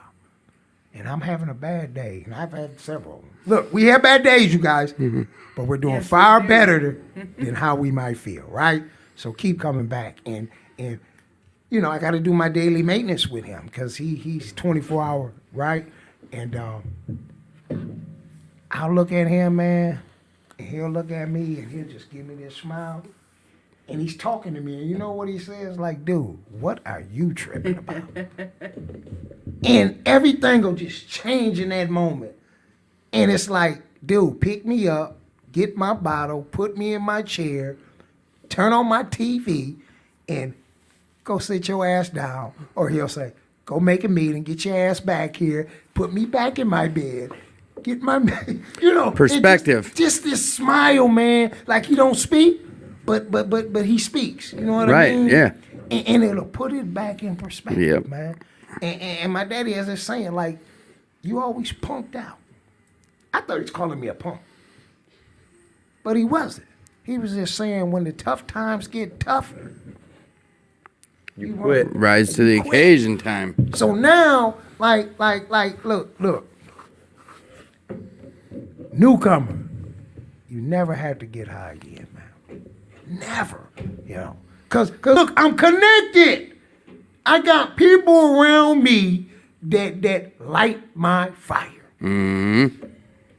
Like, man, I got a flame that burns that don't go out. So you ain't gotta look for a tower, just look for a Narcotics Anonymous. Yes. It was CJ was the first one to grab me by my shoulders. He said, put hand on each shoulder, face to face. It's like 3-4 months. He's like, I don't know if Gave you a anyone's big kiss. No. You know, he was like, I don't know if anyone's told you this or not, but you'll never have to get high again. And I was like, it was one of those things like a Patch Adams thing, like it's not your fault. Yeah. It's not your fault. Not Patch Adams. Goodwill Hunt. Yes. Yeah. And he broke me down with just saying that. Okay, he's like, Tim, you don't ever have to get high again. Yeah. Like, I don't know if anyone's told you, but you don't have to get high again. You don't ever have to use. Yeah. And it kept clicking and clicking. You don't. Damone said it. You don't have, like, if no one's told you yet today or ever, you don't have to get high. There is another way. And look, if they haven't heard that, just come to the Narcotics Yeah. Anonymous meeting. Yes. Damn, we're wrapping up. 15 minutes. I tasked you guys always with, hey, do you have a topic or something you want to share? I know we can't get into anything real deep right now, but is there anything you want to bring up? We got, some maybe 10 minutes.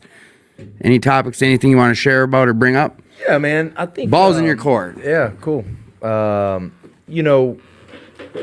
So when I moved to Columbus, I changed careers. I was always in sales. I wanted to work for a.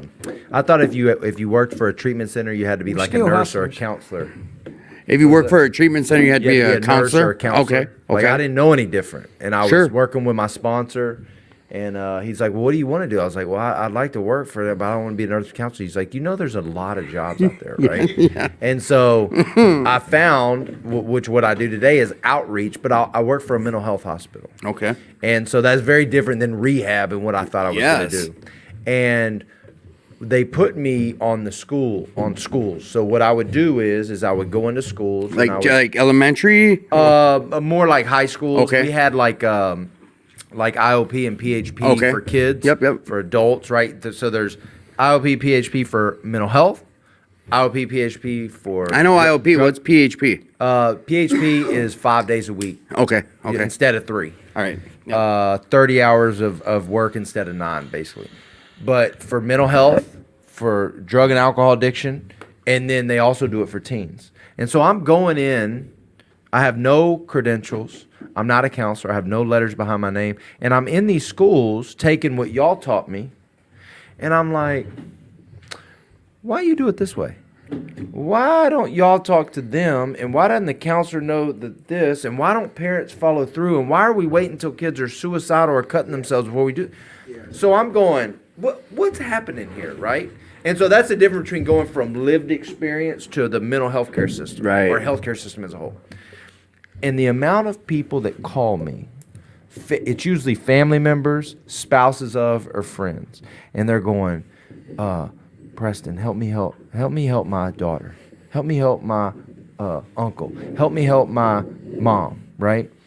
And the biggest challenge is, the answer is the way you help your daughter, your mom, your husband, your brother, is by helping you, right? How many people in the family focus on us, the worst in the family? I call it the Rudolph effect, right? Everybody got the dope fiend or the person in mental health or alcohol. Everybody points a finger at them and go, they're the ones that need to change. Tim, you need to go to meetings. You need to, right? And I go, so why don't you start doing that? They have family groups. They call it Nar-Anon. They call it Al-Anon. They have ACA, Al-Anon. Adult Children of Alcoholics and Dysfunction. I've heard of Al-Anon. What, just Nar-Anon? Nar-Anon is the Al-Anon for NA. Oh, okay. I didn't know that. Al-Anon is much more prevalent. If you Never heard of can't Nar-Anon. find a Nar-Anon, go to Al-Anon. That's what's up. But the amount of something new. family members and spouses of and friends that go, no, I don't have the problem. But what we taught, I saw your shirt. It said normalize sobriety. A lot of people can't identify with drug addiction, alcoholism, and mental health. Here's what I mean by that. These are kind of some rough numbers that are thrown around. Only about 10% of people are real addicts and alcoholics. You ever heard that No, percentage? I haven't. 10% qualify for the status in which we are. Probably about maybe 25% tops of people that have mental illness that's severe enough to be diagnosed. Okay. Okay? These are people that they go to their doctor, they're a little depressed, they're totally functional, they take some antidepressants, they're all good, right? That means 70 to 80% of our population, they think our stories are sad. They think it's impactful that we've turned our life around. They think we should prioritize mental health and addiction, but that's about where it stops. Sad story, Damone. I'm so proud of you, Damone, but I ain't like you. I don't have that dilemma. Unless they have someone really close to them that has addiction or mental health in their home, they can't identify. So the thing I talk to people about the most is not normalizing us, trying to normalize basic coaching, counseling, family support groups like Al-Anon, ACA, Codependence Anonymous. NAMI is a thing for mental health. They even have support groups for families with with kids with disabilities. They got support groups for grief. I was talking about a cheat code earlier. Yeah. We are such high achievers that we get on the verge of being sent away, locked up, And come back. killed, whatever. Right? We pay a high cost to qualify here, and we've basically got a plan for living that everyone else disqualifies themselves from. They don't even know that there are family groups, right? And so I see. what I talk about the most is we don't need to normalize us. We need to start teaching kids to learn how to go check in with their school counselor on a regular basis. Yeah, I like your approach, what you're saying. We need to start teaching teachers and schools how to bring up what we call level of care, the basic level of care, which is what's the difference between a support group, a counselor, a life coach, a therapist, a psychiatrist, a psychologist, IOPP, right? We need to start teaching them and teaching the parents early in elementary school, so when crap starts hitting the fan in middle school and high school, they're already in the It's like habit. nip it in the bud type Right, of thing. because but our yes. strategy today is wait till the kid is suicidal Yeah. before we help. Wait till Tim is wait till he hits rock bottom. We hear that all the time. And in some cases that is true. But if we advocate for the basics, and for the parents and for parenting and for couples counseling, right? That now becomes a prevention mechanism where Yes. they catch the Tims and the Damones earlier. So we don't have to end up as far down the path. It's just that I'll say this and be quiet, which is it is so difficult, and I'm still working on it, is trying to tell parents and family members that the way you help your Rudolph, I call him Rudolph because Your problem child, yeah. You're pointing at Rudolph, but they don't realize they're all connected. Right. Right? Everybody got their role in the family, and they're all contributing it. They think that just because they don't have the drug or alcohol problem, that they ain't got an issue. Right. Meanwhile, they got all these other issues: emotional dysfunction, mental instability, dysfunctional family, right? Dysfunctional relationships. But anyway, it's trying to advocate and encourage those family members to support us by supporting them and start doing some of their own work. So, if you're a family member, if you're listening to this for someone else, Al-Anon, that's for families of, Nar-Anon for families of, ACA, Adult Children of Alcoholics and Dysfunction, that's for, it works a lot with childhood trauma, family dynamics, codependency. Don't go read no codependency books. It might hurt your feelings. But there's a lot of other fellowships that are just like Right. ours, that are for people that don't have the disease of addiction, that we can help our generations as a whole, not just the worst person in the family. I like a lot of what you said, the preventative actions. I do, and I'm not doing a devil's advocate thing. What I'm going to say is, Go ahead. like, I was part of I was the first graduating class of DARE to keep children out of drugs. Hey, so listen, don't do though. this. Is your brain on drugs? Yeah, bro? but listen, I remember I'm old as hell. But what I'm going to tell you is, and there's always going to be there. How do I even say it? Just say it. I can recall being in DARE. I was a monumental student. I was up on stage in front of 5,000 people, and I was I a ain't never gonna be like spokesperson. them losers. No, yeah, of course, I was. I would never smoke no weed. I think I was high in there. Say no to drugs. I had a song I know by heart. I was up on stage dancing. Yeah. It was a big thing. My brother, he was part of this thing that our high school started. It was be a friend for a friend to help a friend stay off drugs. He's dead. I turned to heroin. I turned to whatever. My life turned out whatever. I look back on it a lot, and you know what? I'm happy where I'm at now. Everything worked out the way it was supposed to. I'm at today where I'm supposed to be. And I feel like I'm digging at what you're saying, and I'm not. What you said, that yes, I believe there needs to be more preventative measures. And damn, we got into something with barely any time left. But I look back on my own situation, because that's all I can go off of is what I've been through. And I think, what more could there have been done, what they were trying to do Yeah. while I was being raised? What I think I do I Send me do some understand time, what you're send me talking some about, time. and I was in the DARE program too, Yeah. and it was really confusing because everything they were saying, my parents and all the adults around me were doing similar stuff, and I said that doesn't match. What you're talking about is more of a scared straight technique. Don't do drugs, or else this is your brain on drugs. They would roll people like us out in front of the school, and they say, "Let me tell you this bad story."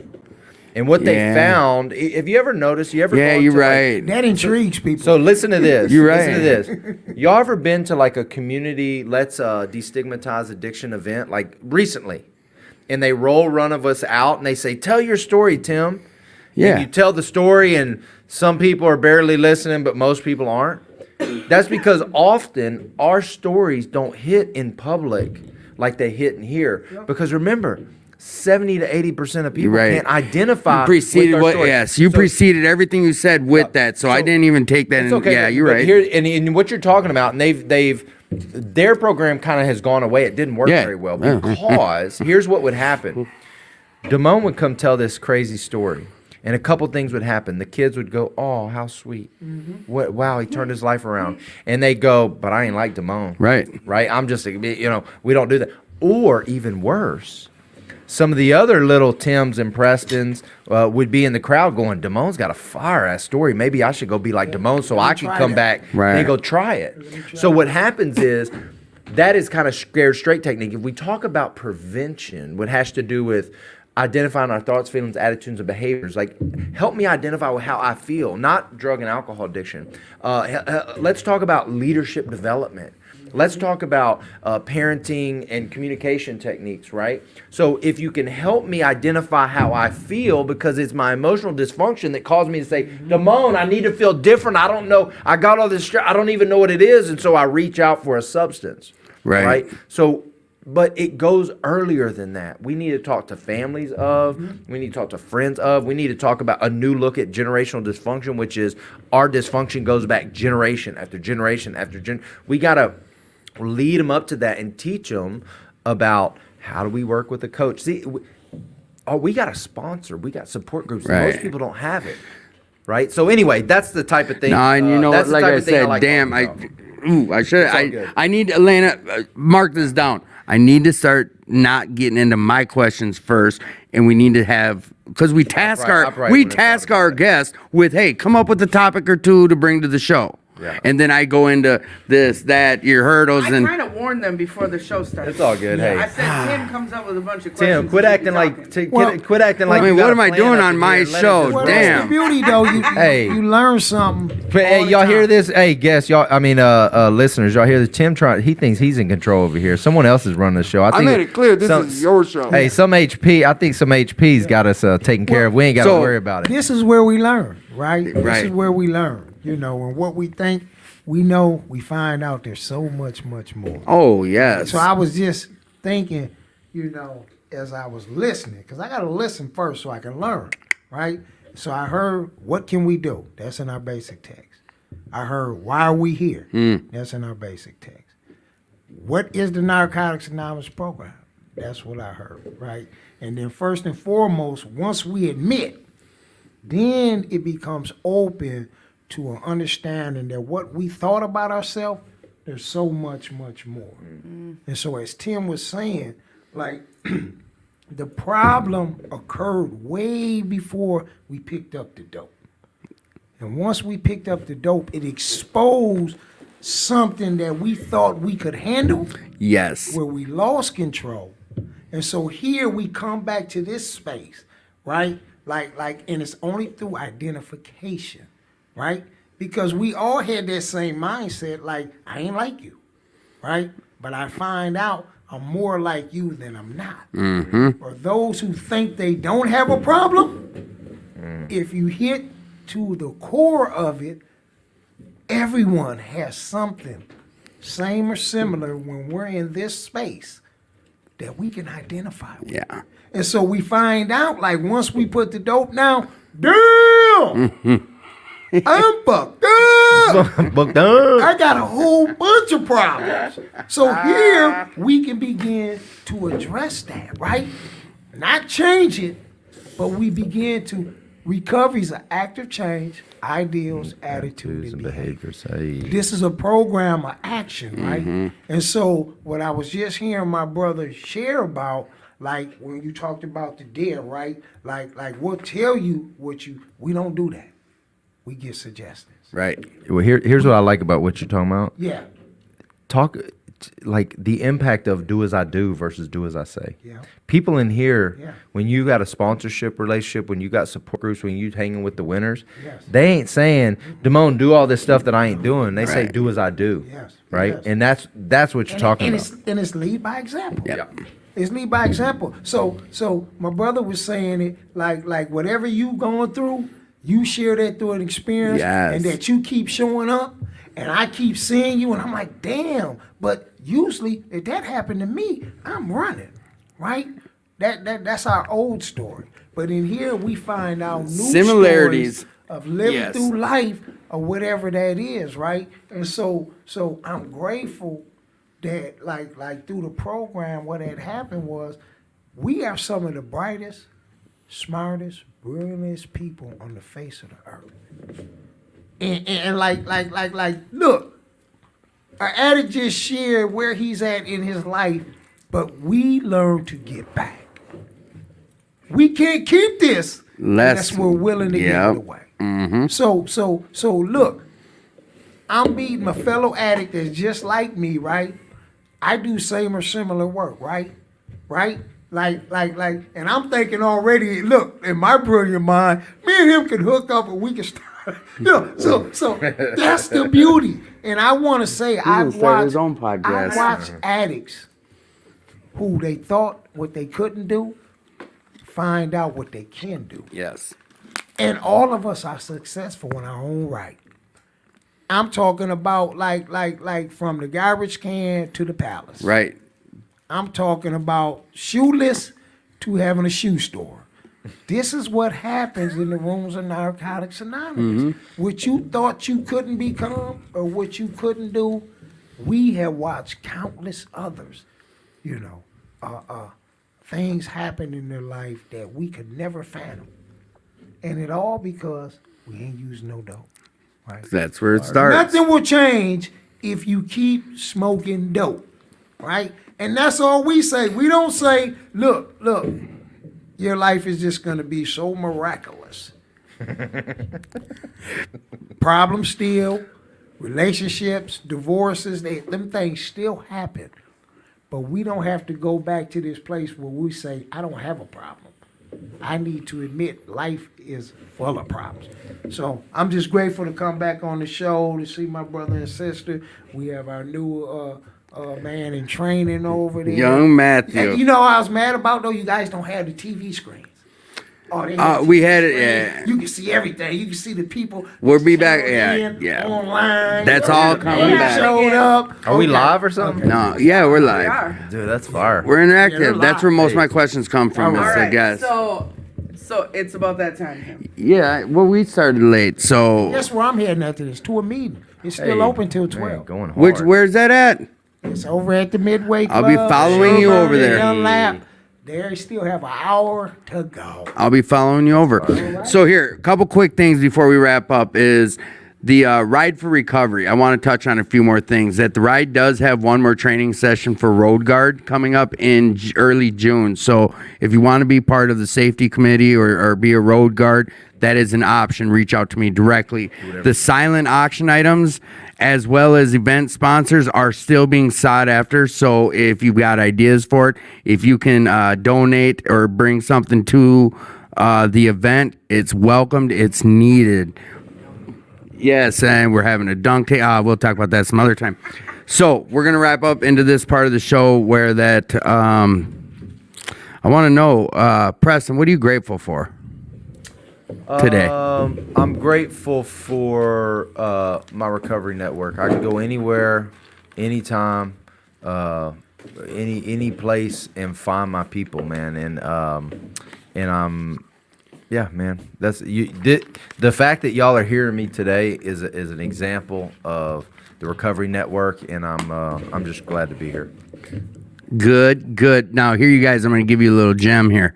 We have Matthew, young Matthew, our young producer in training.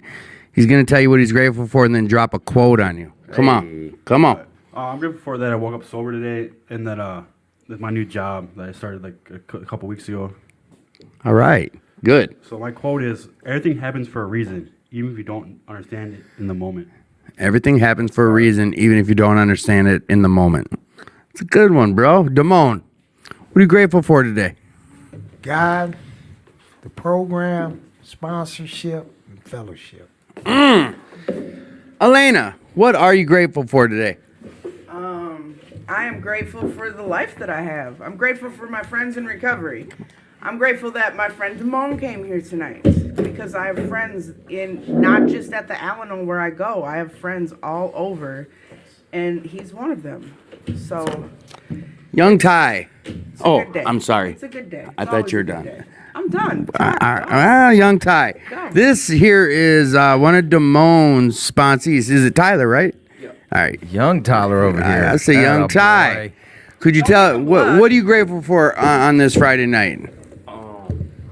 I'm just grateful for this opportunity, for recovery, my higher power, sponsorship too. Awesome.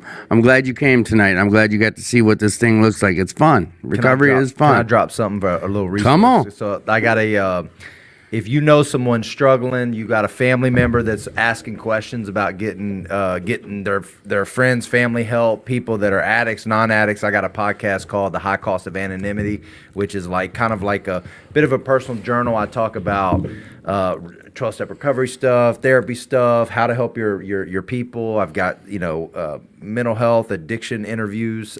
We should have brought this up earlier, It's man. all We good. would have It's all right. promoted High cost it. of anonymity. What's the cost? Of High cost of anonymity. Yeah, what's Where do you find it? Spotify, Apple, all the platforms. I make the argument for what is the cost of keeping our stories to ourselves? Because if we don't break our own anonymity in a There you go. responsible, productive way, how do our communities know that we're a resource in our own community? Right. We ain't got to hide, but we do need to learn how to do it in a responsible, productive way. And those are some of the things. I talk about challenges as a dad, challenges of masculinity, my stuff, my story. Right, Trying to right. model that, and a lot of people that are non-addicts do get some benefit out of it. So I'm just an advocate for Write that down and hand it to him so we can get it on our message before we end the show. right now. You feel right now, so Matt Hi. can put it down. Okay, Did you that's find it. it? Yeah. All right. Yeah, high cost of Oh, anonymity. hey! Holler. We network. This is a Yeah. program of network. Yeah. So we did start a little late, so we're okay to run a little late tonight. I'm grateful for everyone on this. I'm grateful for what this whole thing does. I'm just grateful that we can come together, we can network, we can get people from out of state, in state, returning guests, family. I'm grateful for all of them things. Again, the Gopher State's coming up. That's our little Super Bowl recovery here in the Twin Cities on that side of the fellowship. We will be having the podcast from there. We've got tater tot hot dish. We're teaming up with the Gratitude Cafe. Jane is making tater tot hot dish until she's also making brownies, and you know how she does. So you're not gonna go. Everyone's got food at Gopher State. Everyone. We got Brazilian coffee. We got ice cream booths. We got high all the end. food for You got the that high end for my coffee, Alamo bro. in my Ain't no fridge right Folgers up in here. we got all of that. So yes, the Ride for Recovery. Please come be part of this Ride for Recovery here at 2218 as well. We do need some help with it. Donations are greatly needed, and Road Guard too, if you want to be part of that safety again. Other than that, as always, you don't need to be alone. You are loved. Please reach out if you're struggling. No one's going to know if you're hurting unless you speak up. It's easier said than done at times, but please just reach out if you are struggling. Or show up. And show up. Yeah, come. Hey, we've talked about 5 different meetings tonight. Feel free to post meetings on our messages. It's okay. This is just don't try selling shit. Please. Next week, we've got a banger of a show, I believe. And it is... Next week, there's no special guests. It's just everybody that we run into at Gopher State. Oh, that yeah. Get I'm dumb. Yes, it is gonna be wouldn't say that. It is gonna be a banger of a show. It's Gopher State week next week. So until next week, everyone be safe, and we love you and thank you. Over and out. Holler. Love you.